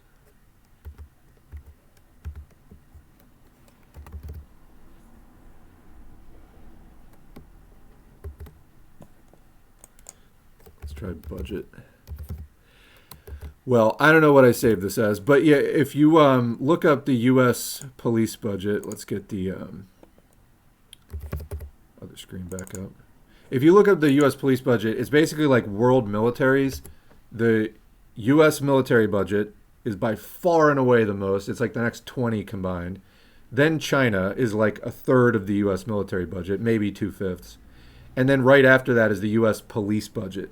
And then is like, you know, Russia, Germany, India, other militaries. There's so much funding there. Fun fact, here in Mexico, police and drug cartels are allies. It's virtually useless to denounce any crime because it will most likely enrage someone at the top of the cartels who has friends in the police. I mean, the cartels wouldn't be able to do what they're doing if the cops weren't collaborating with them.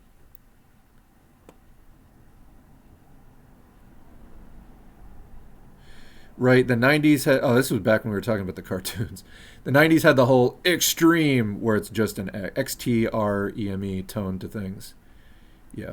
Somebody says, I found out I actually need jazz. Hey, if that works for you, just do it. The main point is your mental well-being. You know, that's what hobbies and recreations are all about. What's your opinion on Marxist anti-imperialist collective, if you have heard of them? I have not. I have not.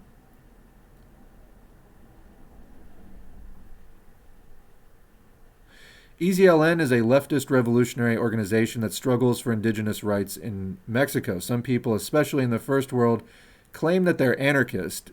I mean, that is what I have heard. However, they're not. Okay, that was my understanding. They even had to issue a communique stating this, but their ideology is one of leftist struggle against rentier capitalism, racism, and destruction of indigenous languages and land. Um, do you have a link to that communique? I would like to read it. I've heard that a million times about EZLN, so.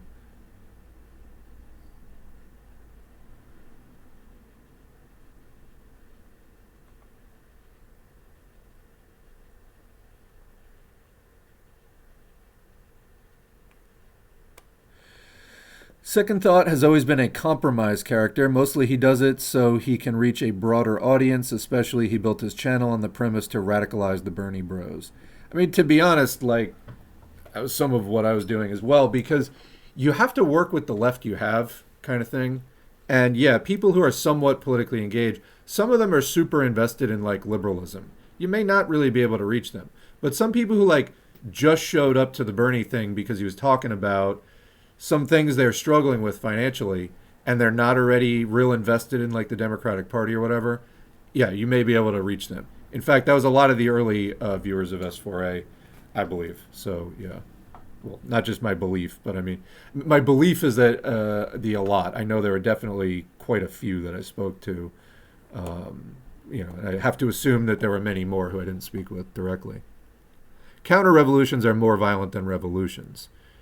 Yeah, I would agree with that. Because it's the bourgeoisie not wanting to, they want to get their shit back, and they'll, like, if you think that the way they run capitalism is inhumane, just watch what they do to get it back.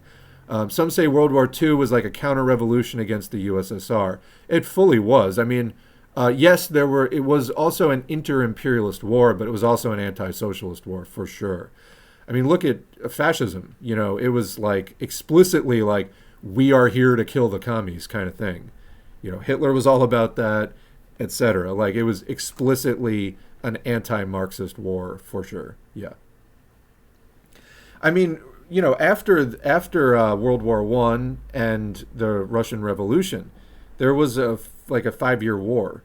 It wasn't just like they had the revolution, but then they had to fight basically all the capitalists of Europe to hang on to it.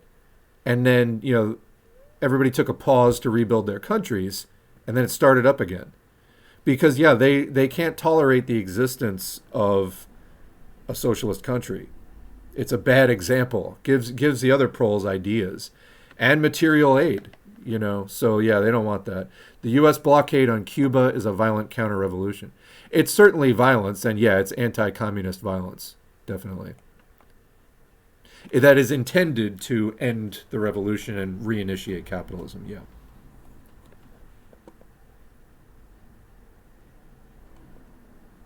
Thanks for all the audiobook content, comrade. I use it for a small reading and discussion group. Easy to access. Appreciate it. You're welcome. Trying to be helpful. I think we want the same things here. And I'm really just doing what I can to help to try to bring it about. That's where everybody else comes in. Listen to it and do something. Do something.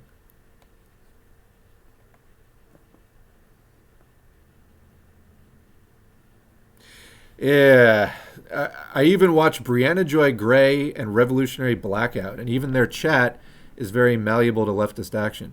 Yeah, the problem, though, is those audiences are being groomed to support such just blatant opportunism by the hosts, by Jimmy Dore and Brianna Joy Gray and the RBN clowns. Jerk off Hinkle and fucking everybody else that shows up on those just bullshit outlets. They're being groomed by those hosts. And it's all like the movement for a People's Party and like all those fucking jokes of people. They're training their audience to just stand for nothing. To be like, as long as it calls itself leftist, then it is. Even if it's literally like doing PR for actual fascists like Maloney. So that's the problem of like their effects on their audience. A lot of it's like the Free Assange hashtag crowd and, the like posting George Carlin GIF like crowd. The people who like that is their political identity, they're not socialists. A lot of them are more libertarians, and they think it doesn't really matter. Like, oh, class analysis, maybe. Fascist opportunism, maybe. Like, they're not really grounded in anything. And so that's the problem is, yeah, they're malleable. Why do you think, I mean, malleable, try gullible. Why do you think they're watching fucking Brianna Joy Gray or Jimmy Dore in the first place? They're gullible. All right. And they have not learned to reject that shit yet. They have not yet learned to take a stand against opportunism, which is what those outlets are all about. So that's the problem with those audiences is they're being groomed as just like not communists, but just as like um, ad viewers. They're just there for the fucking clicks for those channels, and there's no solid political education going on. If anything, it's more of a libertarian or fascist thing at the end of the day with some left dressing. So anyway, I value the few Marxists who come on who regularly shit on Dore. Who are the Marxists that go on RBN or Brianna Joy Gray? In a way that takes Jimmy Dore fans away from him and towards finding more Marxist channels. I still don't think they do a good job deprogramming. No, I think they do the opposite.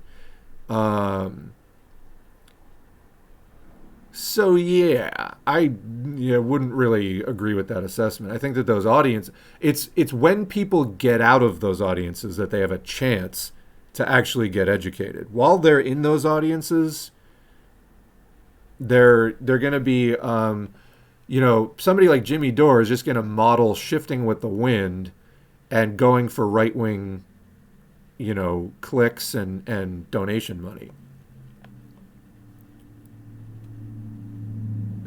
I love when S4A goes like socialist customer service mode, massive patience. See, this is where taking a week and a half off comes in. Because I really could not. It gets to a point after a while where you just want to be like, shut up! It just, massive stupidity with mountains of money behind it. And then you get the people who listen to this stuff. And it's just fucking infuriating. And yeah, you need to take a break. So I'll probably be taking a break every few months from now on. My best friend cut me off for the same thing and called me a woo-mow for criticizing capitalism. Wear it like a badge of honor, my friend. Another one that fell from grace with that whole Patsock leftist patriotism debate was Red Scare TV. You really can't stand people criticizing and not being patriotic for America from a leftist perspective. Well, I'm sorry he loses. I don't know. I didn't really watch Red Scare TV, so I missed it. COVID is the test run for how many more disasters are coming our way with climate disaster. Yeah, so this is serious, and I should probably, there's a lot more chat, but, and I'm enjoying just chatting with people today. Seriously, though, I was getting screenshots for when, I was going to say today's show, but whenever we wind up doing the COVID stuff. And, I was very sort of just, again, I took a few weeks off, came back, was very calm doing it versus, being kind of harried and trying to throw shit together. And, it gets pretty stressful after a while when you get caught up in it. But having, taken a breather and taken a step back, I was, very calm as I was organizing the screenshots and the URLs to post in the video description later. And I had kind of a moment where I just sort of saw myself from outside myself. And I realized that when it comes to reporting on COVID, I increasingly feel like I am documenting the end of our species. If we do not end this, like I said a few times already in the stream, this is what it's going to be like from now until the end of the system. Either we as a mass of people end the system, or this is the future. This and worse is the future. So yeah, I definitely agree.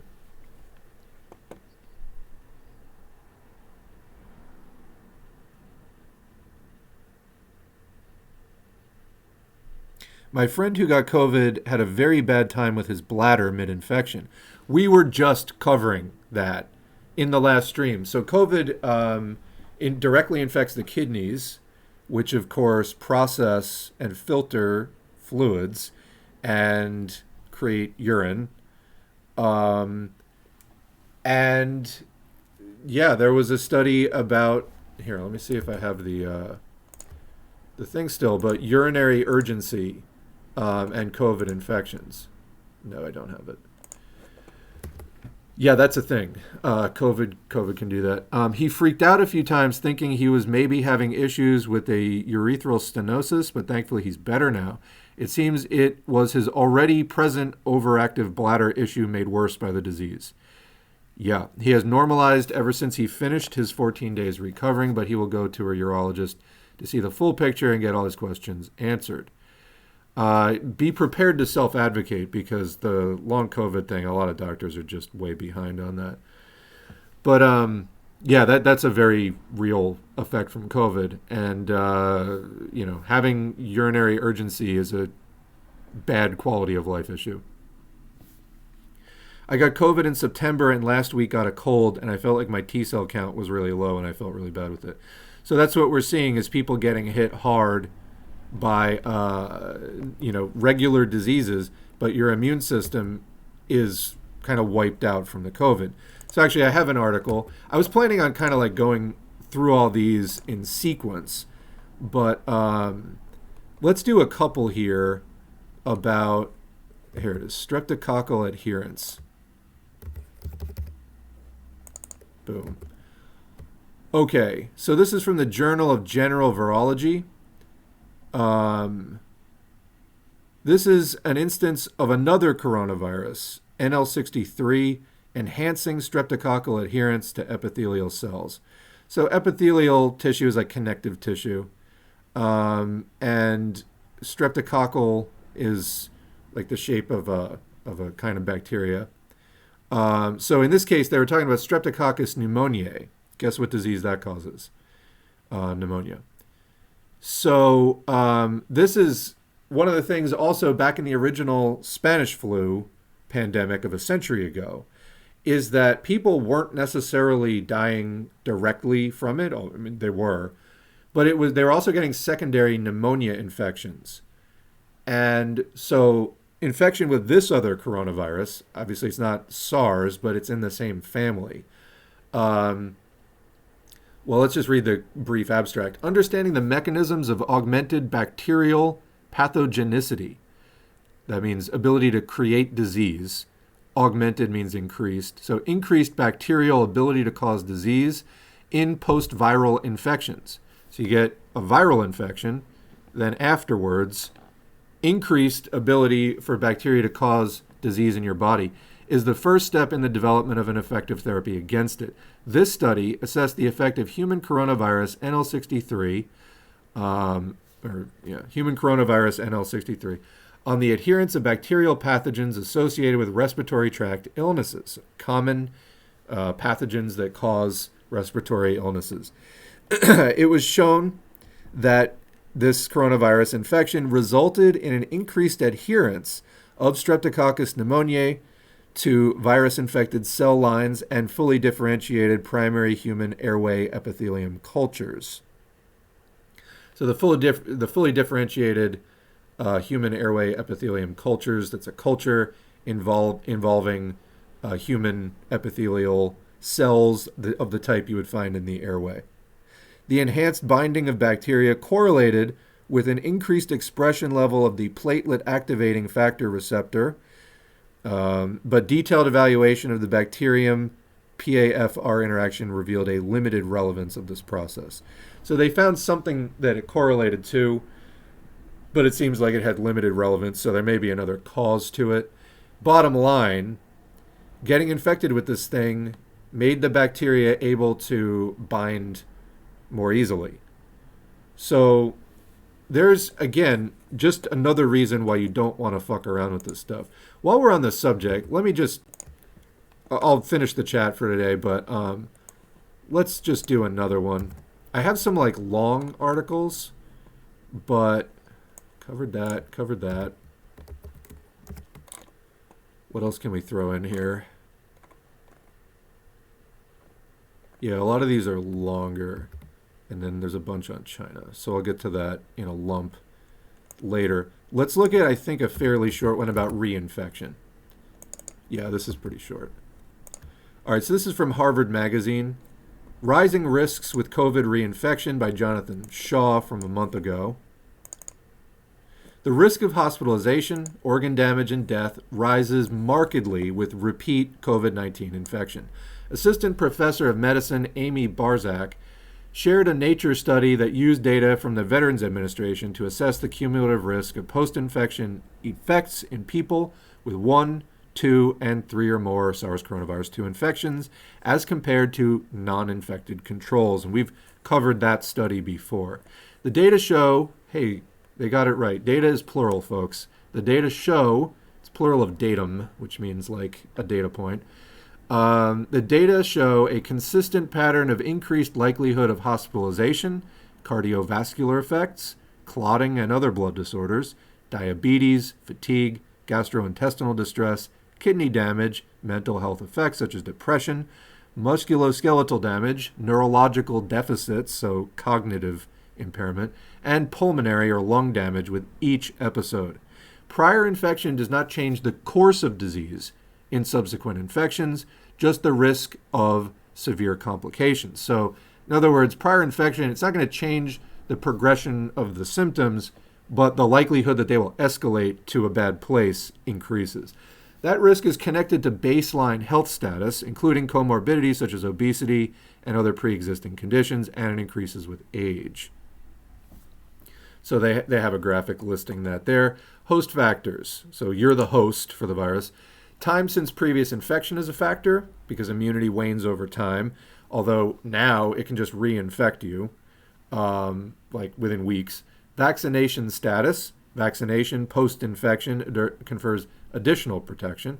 And your general immune status, such as immunosuppressive conditions, treatments, or just what kind of shape is your immune system in.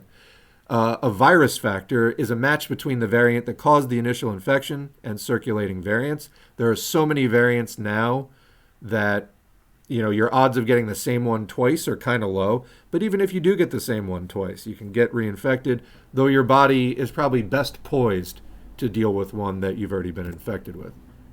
Oops, that was the same screen. We're almost done with this.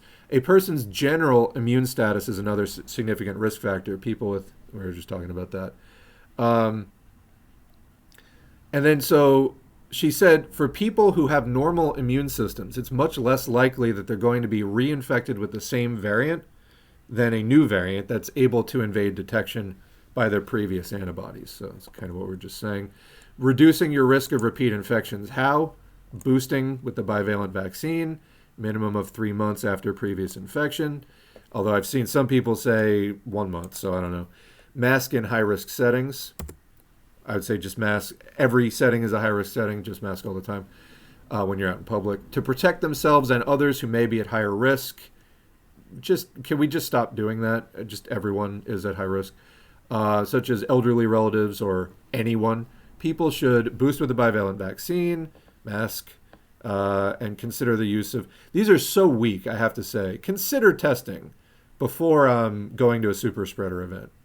So anyway, but yeah, risk of reinfection ups your odds of complications in virtually every system of your body. Just a reminder, just a reminder.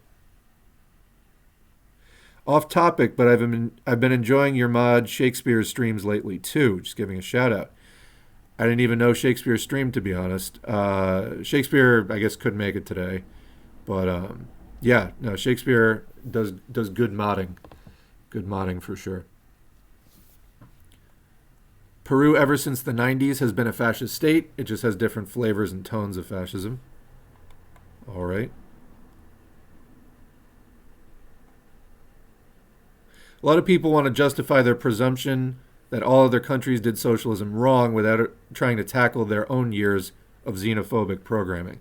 Yeah, I mean, especially in the U.S., there's definitely this sort of like USA number one, USA is best, everybody else is like scary foreigners kind of thing. There's like, that's a very strong, I know the U.S. is not alone in that by far, but it is cultivated pretty strongly. So yeah, there is a like, oh, people who talk funny in another place in the world where they have like different birds. That's bad. Um, but yeah, the fact is, we haven't figured out the perfect socialist system yet. I mean, I know I have many complaints about Richard Wolff. One point he makes, I think, is actually a good talking point. Is when capitalists were setting up their system to replace feudalism, it didn't like go off without a hitch from the word go. Um, they experiment with different capitalist systems and they're still experimenting as they try to hang on to the system to this day. And it's only makes sense that we would see different socialisms around the world trying to tackle the same basic class problems, but in different settings, up against different conditions with somewhat different priorities, and just different specific obstacles in their way. Just space and time, it's a factor. Cultural development, it's a factor. Literacy, it's a factor. All kinds of things can be factors in the struggle for socialism. The fact is the USSR was around for 70 years, did a great job, fell into revisionism, unfortunately, didn't find its way out, and counter-revolution. Capitalism restored. Okay, we still got decades of useful data out of that. Same thing with China. China had less time between 1949 and 1978 when they started, rolling back a lot of this stuff. And I get that there were some valid reasons for making changes, although arguably, not all the changes were strictly needed or even had anything to do with socialism, even long-term building socialism. Some of them were just straight up like, we should get rich now. And of course, some people are going to get rich quicker than others. That's one way to put it. That's another way of saying that, capitalism causes massive inequality, and we're going to restore that. But anyway, yeah, the fact is, those are just two examples. There are other examples as well of socialism. We can get lessons out of all of those examples, and we will eventually get this permanent, or capitalism will probably destroy the planet. One of those two things will happen, so let's keep at it. I would certainly prefer that. It is possible. It is possible that the collective intelligence of the working class is insufficient to overcome the problems that we are facing. We know that the capitalists running their system are not going to solve climate change and pandemics. They're not going to do it. We know that. Those data are in. Okay, they're not going to do that. And so if they stay in power, we will see, the end of habitability for human beings and probably a lot of other species. I'm sure something will survive, something will evolve. Maybe in 100 million years there will be some human-like intelligent life on the Earth again. It'd be nice not to lose all that time because, Earth's not going to be... Eventually the sun is going to swallow up this planet. It'd be nice to get something going before that happens and not lose 100 million years or 200 million years or whatever. But anyway, we know that capitalists aren't going to do it. It's possible that the collective intelligence of the human species in general is insufficient to wield the technology that we have invented and to handle it responsibly. It's possible. But we know that capitalists aren't going to do it. We might as well at least try. And if we are too stupid as a species to overcome, our sort of selfishness and our survival instincts and just how easily fucking baited people are.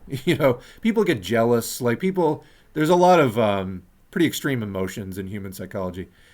It's possible we can create social conditions that let people sort of bring out their best selves and overcome all of that. That is also a possibility. It's also a possibility that we just can't. Either way, we're not going to do it under capitalism, so we might as well try to fight our way out of that first, and that's going to give us our best chance of long-term survival as a species. It's just not going to be possible under capitalism. Bit off topic, but I went into a Best Buy near my house a few days ago. I live in a labor aristocratic petty bourgeois area to get an HDMI cable. When I was paying, they had these flags up on the wall behind glass, and they had flags of all branches of the U.S. military, Army, Navy, Marines. Marnie's was written as. And next to that is the LGBTQ plus flag, the new one with the trans logo on it. It was super weird and hijacking identity politics to serve imperialism. Yeah, that's like rainbow imperialism. What relationship does Best Buy have with the U.S. military? I do not know the answer to that question. But, I mean, it's so easy to, like, pander to patriotism. It's so easy to pander to, like, the veterans. Like, they're looking for customers. You know what I mean? They're looking for a place in U.S. culture where they're considered a staple and, like, people support their business. And they're looking for customer loyalty. And that's, like, it's a weird move. I mean, like, the putting up the LGBTQ plus flag or, like, a pride flag with the trans logo is it's a weird move putting it next to like the military things, but yeah, I don't know what their specific relationship is with the U.S. military. Obviously, the U.S. military is like central in U.S. culture, and the U.S. would not exist at all without it. Not because other countries would invade, but I mean, the U.S. as we know it would be gone because of socialist change. I mean, the U.S. military has been responsible for many counter-revolutions and support for right-wing death squads and everything around the globe. So, I mean, other countries, you know, would have been much more successful against the U.S. internationally. That would have probably undermined the U.S. to the point where the left would have been more successful here, etc. But I mean, you know, the average person just doesn't really get this stuff. Or they do get it, but they're on the wrong side of it. You know, like all the people who watched like Red Dawn 1984, like, yeah, we're the last holdouts against the world. The entire world wants to go communist, but we won't. Okay. So yeah, it's a really easy move to try to get like customer loyalty, I think is one of the things. My Russian comrades in Politsturm give a unique perspective on the whole Russian situation. I really enjoy being a part of their organization. That is good. I know they did a live stream on it. The audio was like way off. Like some of the people were way louder than the others. It was hard to listen to. But I do like Politsturm a lot. They do have good takes on a lot of stuff. And actually, so you know, before somebody brings this up again, they did invite me on their show. I have, as a rule, not really been doing collaborations for some time. And like I said, I kind of just want to get back to the reading. And that's kind of where I'm at right now. It's nothing about them.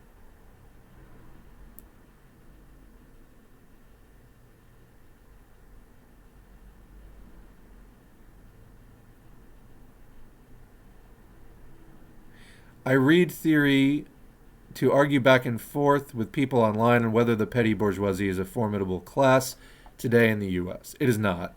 The petty bourgeoisie is reactionary, and they're useful to the big bourgeoisie. This is basically fascism, is the reactionary petty bourgeoisie thinking that they are acting on their own, but actually being led around like puppets by the big bourgeoisie to crush socialism. They are not in and of themselves a formidable class. This is what the Joker who got kicked out of the chat earlier was trying to say. Hello from a member of the Austrian Communist Party. Welcome. Welcome.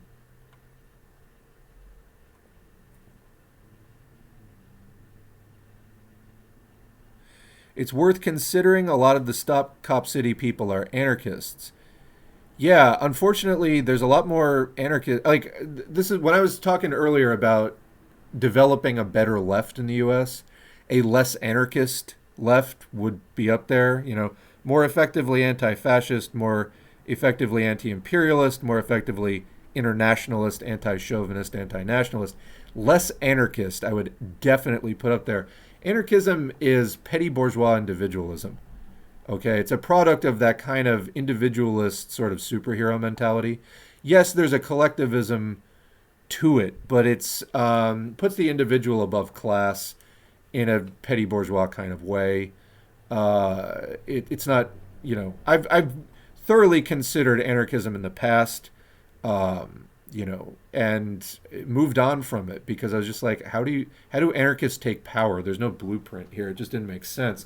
And then reading Marxist critiques of anarchism, I agreed with them. So yeah, anyway. So yeah, as far as S4A helping the U.S. left to improve, helping it grow out of its anarchism phase, I think is another plank for me. But anyway, if we want to speak of a big tent, explicitly communist movement, we cannot exclude the anarchists if and only if they're communists first and foremost. Yeah, like a more social anarchist versus like a totally individualist black flag anarchist or something. There's definitely different kinds of anarchists. Ultimately, when you think the state is like the source of all this, it isn't. The state is the product of class society. So it's handling that surplus and class struggle. That is the core. The state is a byproduct of that.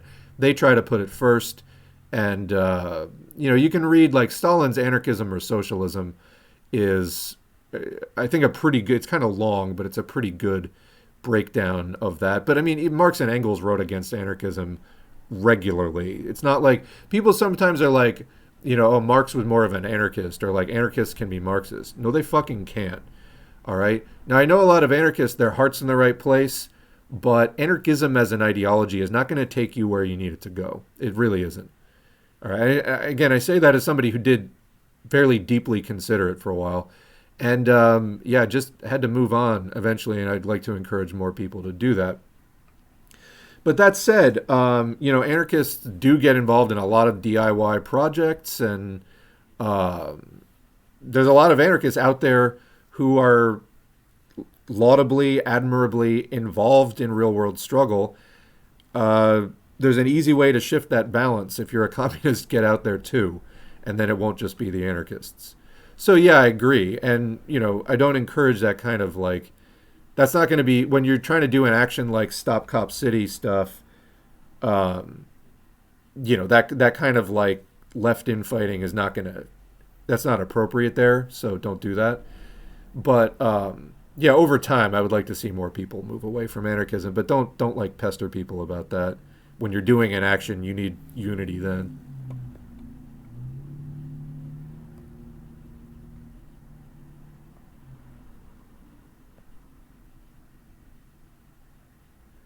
All right. Thank you for the link to that communique.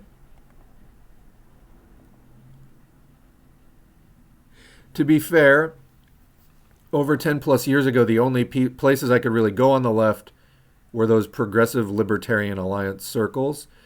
Yeah, I mean, there just hasn't been much, like, as I was saying, the U.S. left has been very anti-communist. There haven't been a lot of Marxist groups. You get a lot of these kind of flaky, petty bourgeois, populist, opportunist, progressive libertarian things. The sort of overlap between Green Party and Libertarian Party, who are just, quote, outside the system, but not really grounded in class struggle. There'll be some vague notion of like, we're against corporatism or something, but it's kind of like half-assed at best. And actually, just today, if you go on to like the S4A Twitter today, the URL's up on the screen. I and some other people were getting into it with some LOLbertarians, fucking jokes, laughing stock clowns. And Sal, actually, from the Red Army and Thin Blue Lies podcast, was just asked like the simplest question of a libertarian, and it was just really funny because the entire thing came down like a Jenga tower. LOLbertarianism is pure idealism. That's what it is. It's like, we can have capitalism without war. We can have capitalism without a police state. No, you fucking can't. Okay? No, you can't. So Larry Sharp, who has been on RBN, he has done podcasts with Daniel Burke of the LaRouche and Caleb Maupin circuit. Fucking opportunist grifter extraordinaire. New York State candidate for governor with the Libertarian Party. So Sal was having an exchange with him. How can big business, corporations, compete fairly when you put government restrictions on what they can do? And local credit unions can support mutual aid? This is what this guy was saying. Libertarian ideology is a nightmare. And so the guy was responding, one, antitrust laws. you're a LOLbert. Are you sure your party's like for that? Isn't that like socialism or something? Again, and then two, just forgetting that for a minute, why can't local mutual aid groups handle unforeseen disasters with local people providing credit? Everyone would have the same goal in mind. So Sal put it actually wonderfully. What is that goal? And I responded, well, the capitalists would be seeking to profit. That's always the goal of capitalists. And then he said, in this case, repair of the community from the unforeseen disaster. No. But anyway, Sal said, and why isn't that happening now? What's stopping credit unions from doing this now? And anyway, this just goes on, and eventually it gets revealed. The reason is because it's not profitable. And the only thing that businesses care about is profit. And it just goes on like this. It's like so absurd. And eventually the LOLbert ran out of things to say. But it's so easy. Like, these people just believe in like fairy tales. It's nonsense. Crazy stuff. But yeah, he was like, let's have a conversation. I'm like, you don't deserve a conversation. You're the political ally of all of my exploiters, and you want to advance their interests while like pissing in my face and telling me it's raining. Fuck you. No. And then when you actually do like humor them with like a conversation, you get the most like deranged nonsense out of them. LOLbertarianism. There's a reason we call them LOLberts.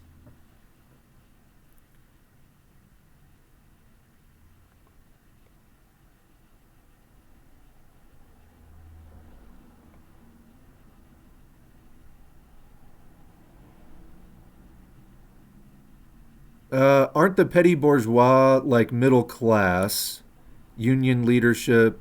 Petty bourgeoisie is not union leadership. Small businesses, yeah. I mean, it means literally, it comes from petit bourgeoisie. Petit is French for small. So it literally means small capitalists, small propertied people. Bourgeoisie means propertied. So it means people who have a small amount of bourgeois property. Which different types of property, actually some of the Lafargue things that we posted, deal with different types of property, like individual property, bourgeois property.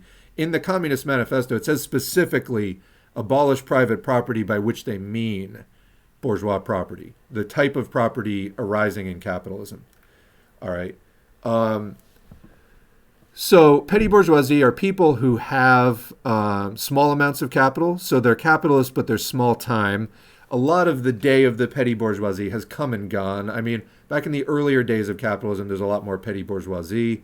You could start a business, get rich, the American dream. Now capital is so consolidated that Amazon and Walmart are going to you can't compete with them. So, a lot of the petty bourgeoisie were retailers, but they're all out of business and stuff like that. Capital just tends to consolidate over time. People buy out competitors and, in other words, class inequality deepens. People get, the petty bourgeoisie gets ruined and proletarianized, and the big bourgeoisie get richer. Those who are still in that shrinking musical chairs group of the big bourgeoisie. All right. You could also say petty bourgeois in a kind of more general sense as people who imitate the values of the bourgeoisie but are not the bourgeoisie. So people who adopt the nationalism and the sort of, middle class morality. This is like the things associated with the petty bourgeoisie as distinct from the working class or the proletariat, which people often define the proletariat in terms of the work that we do to survive. But actually not all proletarians can work, and so might have to be supported or something like that. The defining feature of a proletarian is not work. The defining feature of a proletarian is lack of property, which is the reason why we have to sell our labor, because we have no other commodities, just labor time. So we sell labor time to get by because we don't have property. We don't have property because we're proletarian. And that's what proletarian means. Proletarian back in the Roman Empire meant people who could only contribute to the empire by having children, by creating laborers. So yeah, that's what it means. So the petty bourgeoisie are small capitalists, or at least people who think like small capitalists. Managers of business are proletarian, They can be hired and fired by capitalists. However, they have petty bourgeois consciousness because they participate in the management, if not the ownership, of the business. So things like that. Petty bourgeoisie, it's like you can put it a few different ways. Has a few different connotations. What do I think about the Cold War? It was bad. I don't know. Like, what else? Imagine walking up to somebody in person, be like, "What do you think about the Cold War?" It was too long. I don't know. The capitalists won, and that was not good. So yeah, I mean, it was an extension of the class struggle. It was struggle between socialism, which had set up camp in some parts of the world, and capitalism, which was still existing in other parts of the world, and they were fighting it out and didn't really have a great outcome. The Cold War, it should put on a sweater? I don't know. All right.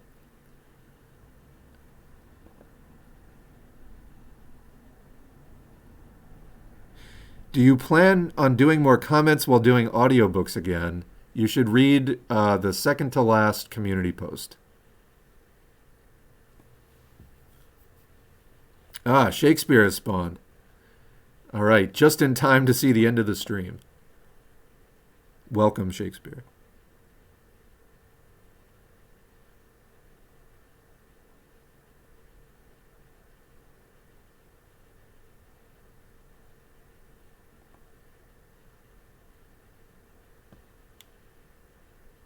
Libertarians love to say corporatism as if the mode of production suddenly changed overnight.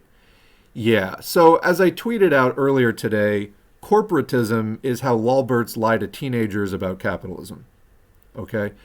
So, as far as there is any substance to libertarians oppose corporatism, not capitalism, what they're really saying, it still doesn't have any merit to it, but just on a factual basis, what they're really saying is libertarians are reactionary petty bourgeoisie who long for the bygone days before monopoly capitalism got really consolidated and turned into imperialism.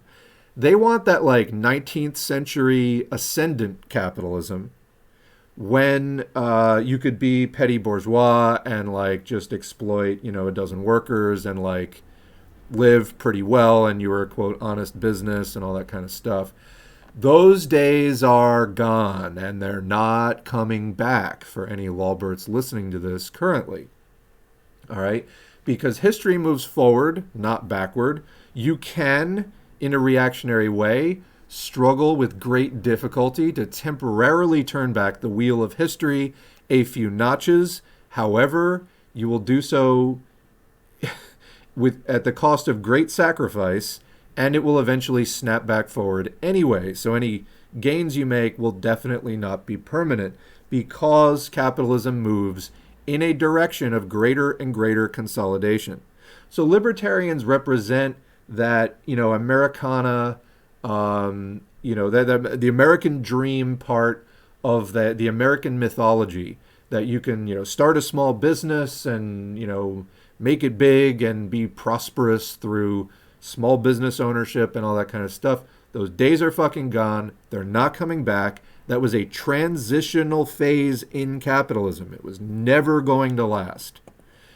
So, yeah, they're against this corporatism where all the big, companies are real big. It's the petty bourgeoisie against the big bourgeoisie. Except the things that they actually advocate for politically, libertarians, just help the big bourgeoisie. Deregulation, private, all that stuff just helps the big bourgeoisie. So they're getting led around by the nose by the big bourgeoisie while claiming to be against the big bourgeoisie. That's a really dangerous political movement, and this has been the basis of fascism in the past, the reactionary petty bourgeoisie.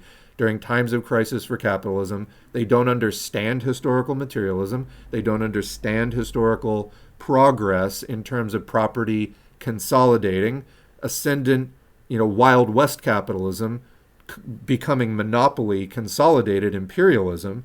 They don't understand it. They're befuddled, but they don't like it. And so this is where some of the pseudo-leftism comes in. they will rage against big business, but it's really they just want to be capitalists, and capitalism at this stage no longer has room for small capitalists. And not being big capitalists, they're pissed because all they were ever going to be was small capitalists, and they no longer have that opportunity.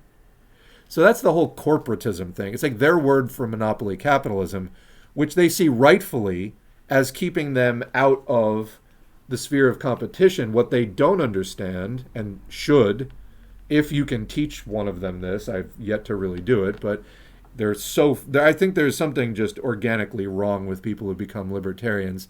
I don't know what it is, but I knew a guy actually who was like a libertarian activist, and his wife or partner or whatever was like, I was like having a discussion with the guy, and it was clearly not going well, as he was just giving me this like wide-eyed stare and like saying his talking points. She like came up to me afterwards and was like, "There's something wrong with his brain." It's just like, that's very honest of you, actually. I don't know. These people are so stubborn and deluded and in denial. It's just amazing. But yeah, whatever it is a fault for sure in their thinking. But anyway, yeah, that's the libertarian opposition to corporatism. What's their solution? Deregulate and privatize. I'm sorry, how is that going to help bring back your fucking dream? It's not. It's just going to make everything worse. So you get these people who are just kind of this wrecking crew, clearing out, social democracy for the big bourgeoisie. It's not good. Did I? No, I didn't. I didn't see.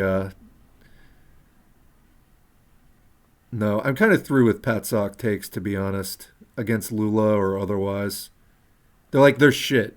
Anything Jackson Hinkle says, it's going to be shit. Anything Infracell says, it's going to be shit. Anything anybody in that sphere says, it's going to be shit. Like, it. I think 2023 is the year of turning it off. Yes, incoherent at best. Well put.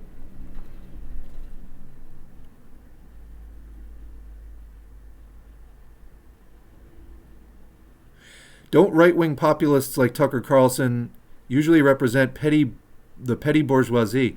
Is Tucker Carlson a populist? Let's ask Tucker Carlson. Now, I'm not going to be able to play the video for you. This is up on the channel. But I will play the audio. So this is a video on the channel. It's a minute 16. Tucker Carlson, I've never been a populist. I'm an elitist. Populism is a warning sign. Huh. Let's take a listen here. Oh, not add to queue, just play it. So I often read you described as a populist. It's Tucker Carlson, populist. I know that's super quiet. Let me see if I can turn it up a little.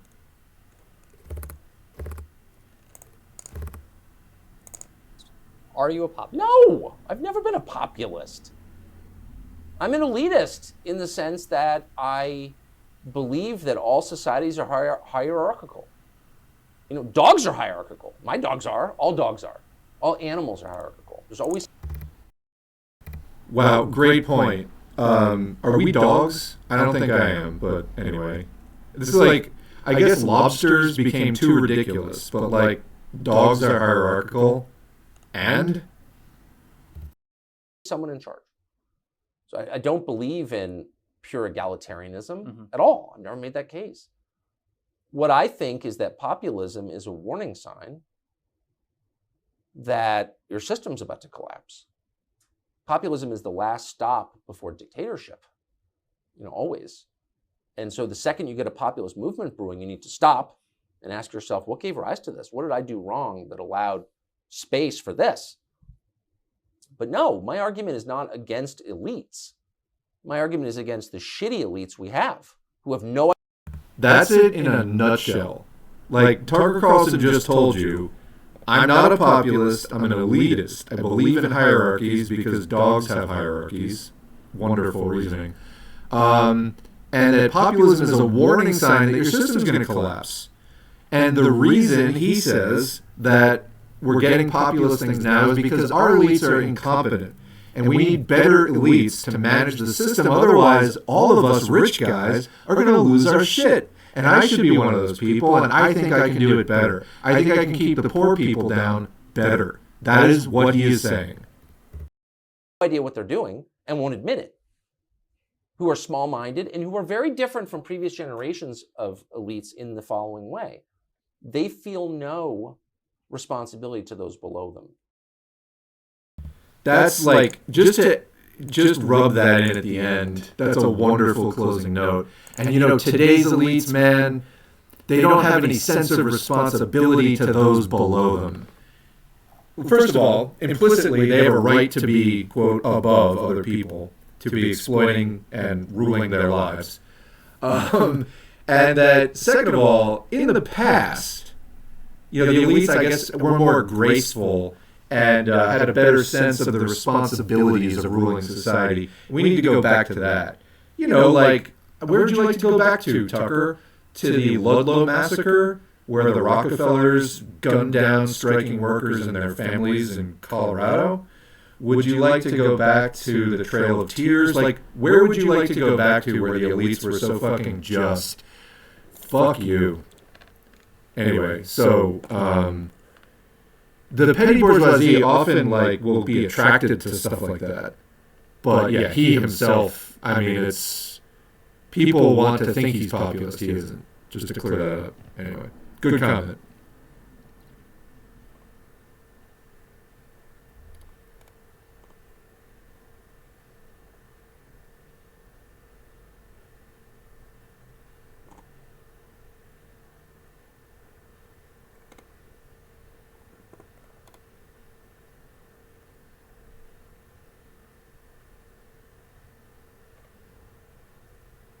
Okay, we finally made it.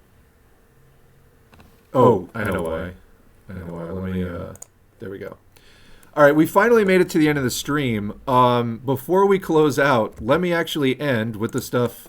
That was like a very lively chat today. Let me end with the stuff I was intending to begin with, I guess. So, speaking of right-wing opportunists and grifters and the faux populists, there's this going around. The talking point that Russia was, quote, provoked into invading another country. So here's fucking douchebag Danny Haiphong. Saddam didn't have WMDs. Okay, true. Gaddafi didn't butcher his own people. Assad didn't gas his own people. Putin didn't invade Ukraine unprovoked. It was all lies to manufacture consent for war. Here's the thing. In the case of Iraq and Libya and Syria, those are countries that the U.S. attacked.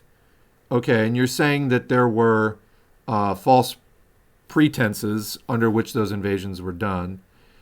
The other one is one where Russia invaded a country. And one of these things is not like the other, actually. Also, even if you want to say that Russia was somehow provoked into invading another country, provocations, and we've been saying this for about a year now, if you go back to everything prior to late February 2022, all the coverage of Russia with regard to Ukraine, the U.S. and all the other countries would come out like year after year and say, Russia's going to invade Ukraine, Russia's going to invade Ukraine. And they didn't. And people are like, Russia's not stupid enough to invade Ukraine. And then they did. You know, Russia's not stupid enough to fall for this provocation. Well, they weren't until one day they were. And then suddenly everybody had to, I mean, they didn't have to, but many people chose to spin this invasion of another country as somehow not either imperialist, which it clearly was. Imperialism is the highest stage of capitalism after it reaches the advanced consolidated monopoly state and other characteristics that Lenin laid out, which Russia meets all of them. And it needs to keep exporting that capitalism outward and fight with other gangs of capitalists on the world stage for the right to exploit other territories. That's exactly what it's doing. A lot of these people chose to backpedal on the falling for this provocation would be the stupidest thing Russia could do. They're not going to do it. Russia's not that stupid. Putin's so smart. He's a tactician. Well, then he did that, and these people they went out on a limb for Putin, and Putin actually turned out, was that stupid. The Russian bourgeoisie, who Putin represents, actually, they did go for that provocation. So, I mean, the effects of that on the Russian economy are still shaking out. And we'll see in another year or two. I think it's probably not going to be the greatest situation. But regardless of whether this was blatantly self-destructive for Russia or not, it's enormously destructive to Ukraine. You almost say that, like in this scenario, Iraq and Ukraine were somewhat similar in that they were the country that was invaded. But anyway, this unprovoked thing, I was scrolling through Twitter and I saw it 3 times within 20 minutes. This unprovoked thing, and I'm like, is this a campaign going on? This fucking account, I hate this account a lot. Again, in the grifter opportunist sphere, saying some things that are obviously true, mixing in opportunist talking points along with it. And it's the exact same thing. Russia wasn't unprovoked. So what? They're still wrong. Like, this is irrelevant at this point. So, again, another account doing the exact same thing. I will never understand how people are stupid enough. So now if you oppose the Russian bourgeoisie's war, you're stupid.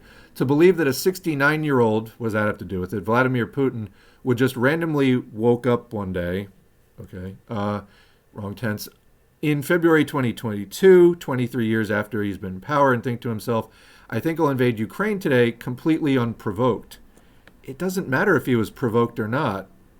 It's still not right. I don't know why this is that hard to understand. But then if you dig down into the thread, the same account in the same thread posts out and out like Tsarist empire propaganda. This is neo-Tsarist Duginist shit. There's no such thing as Ukraine. The people of Crimea and Novorossiya have every right to choose to be a part of Russia. Why should they choose to be part of it? Okay, but that's not really the point. Territories gifted to Ukraine by Russia, and it's all of this stuff. Well, okay, your map actually shows Ukraine does exist, but this is the same Putin talking point where he said to Ukraine in a speech a while ago in 2022, you want to do decommunization? Great, we can help you with that, because if we go all the way back to before the communist era, Ukraine was just part of the Russian Empire. We can totally help you with that. So it was very clear from that statement that Putin also said, it's like those dirty communists created Ukraine. That should be part of Russia. So there's nothing even socialist remotely about this. This is, again, like a neo-Tsarist talking point. So much for your anti-imperialism, dude. So, and then, of course, you get the obligatory comments. What, so we're supposed to support the USA then? No. As socialists, we support class struggle. That's the actual way out of war. It was done in Russia and Ukraine before, and it can be done again. That's actually the only way out of this. You may not like that. That might not be a popular opinion. It is true. Anyway, the unprovoked thing. This seems to be just a running campaign at this point. Let's end it with, on a slightly lighter note, I guess. So a while back, here's an article. This is from October. Even after $100 billion, self-driving cars are going nowhere. They're supposed to be the future, but prominent detractors, including Anthony Lewandowski, who pioneered the industry, are getting louder as the losses get bigger, by Max Chafkin. This is posted over at Bloomberg. That's why it's fading out. I don't have a Bloomberg subscription. Anyway, I mean, we've been hearing about self-driving cars for quite a while now. And like fucking everything else Elon Musk gets involved with, it's bullshit. And I mean, there's other companies like Google was getting involved with autonomous vehicles as well. But here's an interesting one. This is from today. Reuters. Tesla video promoting self-driving was staged, engineer testifies, by Hyunju Jin. A Tesla Model 3 electric vehicle is shown in this picture illustration taken in Moscow, Russia, July 23, 2020. So it's like a stock picture of the car. This is an interesting article. A 2016 video that Tesla used to promote its self-driving technology was staged to show capabilities like stopping at a red light and accelerating at a green light that the system did not have, according to testimony by a senior engineer. The video, which remains archived on Tesla's website, was released in October 2016 and promoted on Twitter by chief executive Elon Musk as evidence that Tesla drives itself, quote. But the Model X was not driving itself with technology that Tesla had deployed, Ashok Elaswamy, director of autopilot software at Tesla, said in the transcript of a July deposition taken as evidence in a lawsuit against Tesla for a 2018 fatal crash involving a former Apple engineer. And like you see these videos where it's like they do the night driving tests of Tesla cars, and there's like obstacles lined up that are like 3 feet tall, like a little kid, and they're just like plowing them over. Like they can't see them, they can't recognize them. The technology doesn't work. The previously unreported testimony by Elaswamy represents the first time that a Tesla employee has confirmed and detailed how the video was produced. The video carries a tagline saying, "The person in the driver's seat is only there for legal reasons. He's not doing anything. The car is driving itself." Elaswamy said Tesla's autopilot team set out to engineer and record a demonstration of the system's capabilities at the request of Musk. Elaswamy, Musk, and Tesla did not respond to a request for comment. However, the company has warned drivers that they must keep their hands on the wheel and maintain control of their vehicles while using autopilot. That kind of sounds like just driving to me. Why would you even try to use it? Like, to me, it would just, if I have to be ready at a moment's notice anyway, I'd probably just prefer to drive. The Tesla technology is designed to assist with steering, braking, speed, and lane changes. People actually need help with that, but its features do not make the vehicle autonomous, the company says on its website. To create the video, the Tesla used 3D mapping on a predetermined route from a house in Menlo Park, California, to Tesla's then headquarters in Palo Alto, he said. Drivers intervened to take control in test runs, he said. When trying to show the Model X could park itself with no driver, a test car crashed into a fence in Tesla's parking lot. He said, this is like that robot they rolled out that like did nothing. The intent of the video was not to accurately portray what was available for customers in 2016. Of course, why would it be? It was to portray what was possible to build into the system, Elaswamy said. Is that, though, how it was presented? According to a transcript of his testimony seen by Reuters. When Tesla released the video, Musk tweeted, "Tesla drives itself, no human input at all, through urban streets to highway to streets, then finds a parking spot." Tesla faces lawsuits and regulatory scrutiny over its driver assistance systems. The U.S. Department of Justice began a criminal investigation into Tesla's claims that its electric vehicles can drive themselves in 2021 after a number of crashes, some of them fatal, involving autopilot, Reuters has reported. The New York Times reported in 2021 that Tesla engineers had created the 2016 video to promote autopilot without disclosing that the route had been mapped in advance or that a car had crashed in trying to complete the shoot, citing anonymous sources. When asked if the 2016 video showed the performance of the Tesla autopilot system available in a production car at the time, Elaswamy said it does not. Elaswamy was deposed in a lawsuit against Tesla over a 2018 crash in Mountain View, California, that killed Apple engineer Walter Huang. Andrew McDevitt, the lawyer who represents Huang's wife and who questioned Elaswamy in July, told Reuters that it was obviously misleading to feature that video without any disclaimer or asterisk. The National Transportation Safety Board, NTSB, concluded in 2020 that Huang's fatal crash was likely caused by his distraction and the limitations of autopilot. It said Tesla's ineffective monitoring of driver engagement had contributed to the crash. Elaswamy said drivers could fool the system, making a Tesla believe that they were paying attention based on feedback from the steering wheel when they were not. But he said that he saw no safety issue with autopilot if drivers were paying attention. In other words, driving? What a weird thing to spend money on. Anyway, that's about it for today's stream. I will Thank the patrons here whose names are on the screen. And yeah, we didn't get to most of the COVID stuff, so we're going to have to do that again. And I also hate that account. Yeah, it's like the most easy posts, like just stuff people want to hear. It's like they're right, but they come to a contrarian conclusion rather than a Marxist one. It all just leads into that like opportunist reactionary direction. These are the Russia isn't imperialist people. Yeah, absolutely. No war but class war. Correct.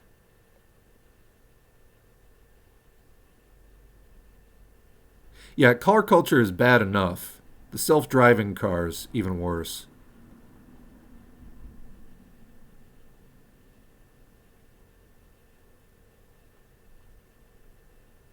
Russia's named after the Swedish Viking Rudrik. I don't know about that. That would have to be really old because Russia was Rus, R-U-S, for like a long time before. But anyway, according to that claim, if you think like Putin, Russia should be Swedish. Elon Musk is my favorite con man. I mean, it's insane at this point that there's anyone supporting the guy. Also, I understand the amount of money he lost in 2022 was the biggest personal loss of wealth of all time. Musk is dangerous. He has a lot of money and is rubbing shoulders with Nazis. Yeah, I mean, I would like to see him get taken down quickly. It's going to require a much stronger movement to do that.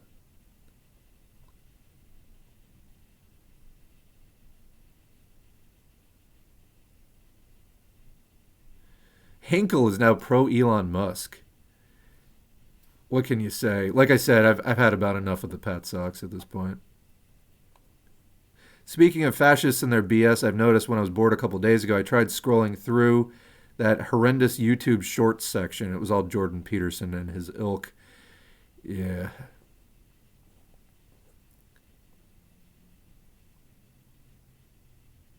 All right. About the Rudrik thing. Well, that's... if I knew that, I had forgotten. Thank you. All right, we're going to call it there. Thanks to everybody for dropping in. We're going to do this again soon. Probably tomorrow again, because I'd really like to get through some of that COVID stuff. But it was good chatting with everybody. I know on Wednesdays, like when we haven't streamed for a while, there is usually more of a chat. There was a ton of it today. And usually on Thursdays, there's about half of the people, and we can do more articles. So we'll probably do that. Thanks again, and we will see you next time.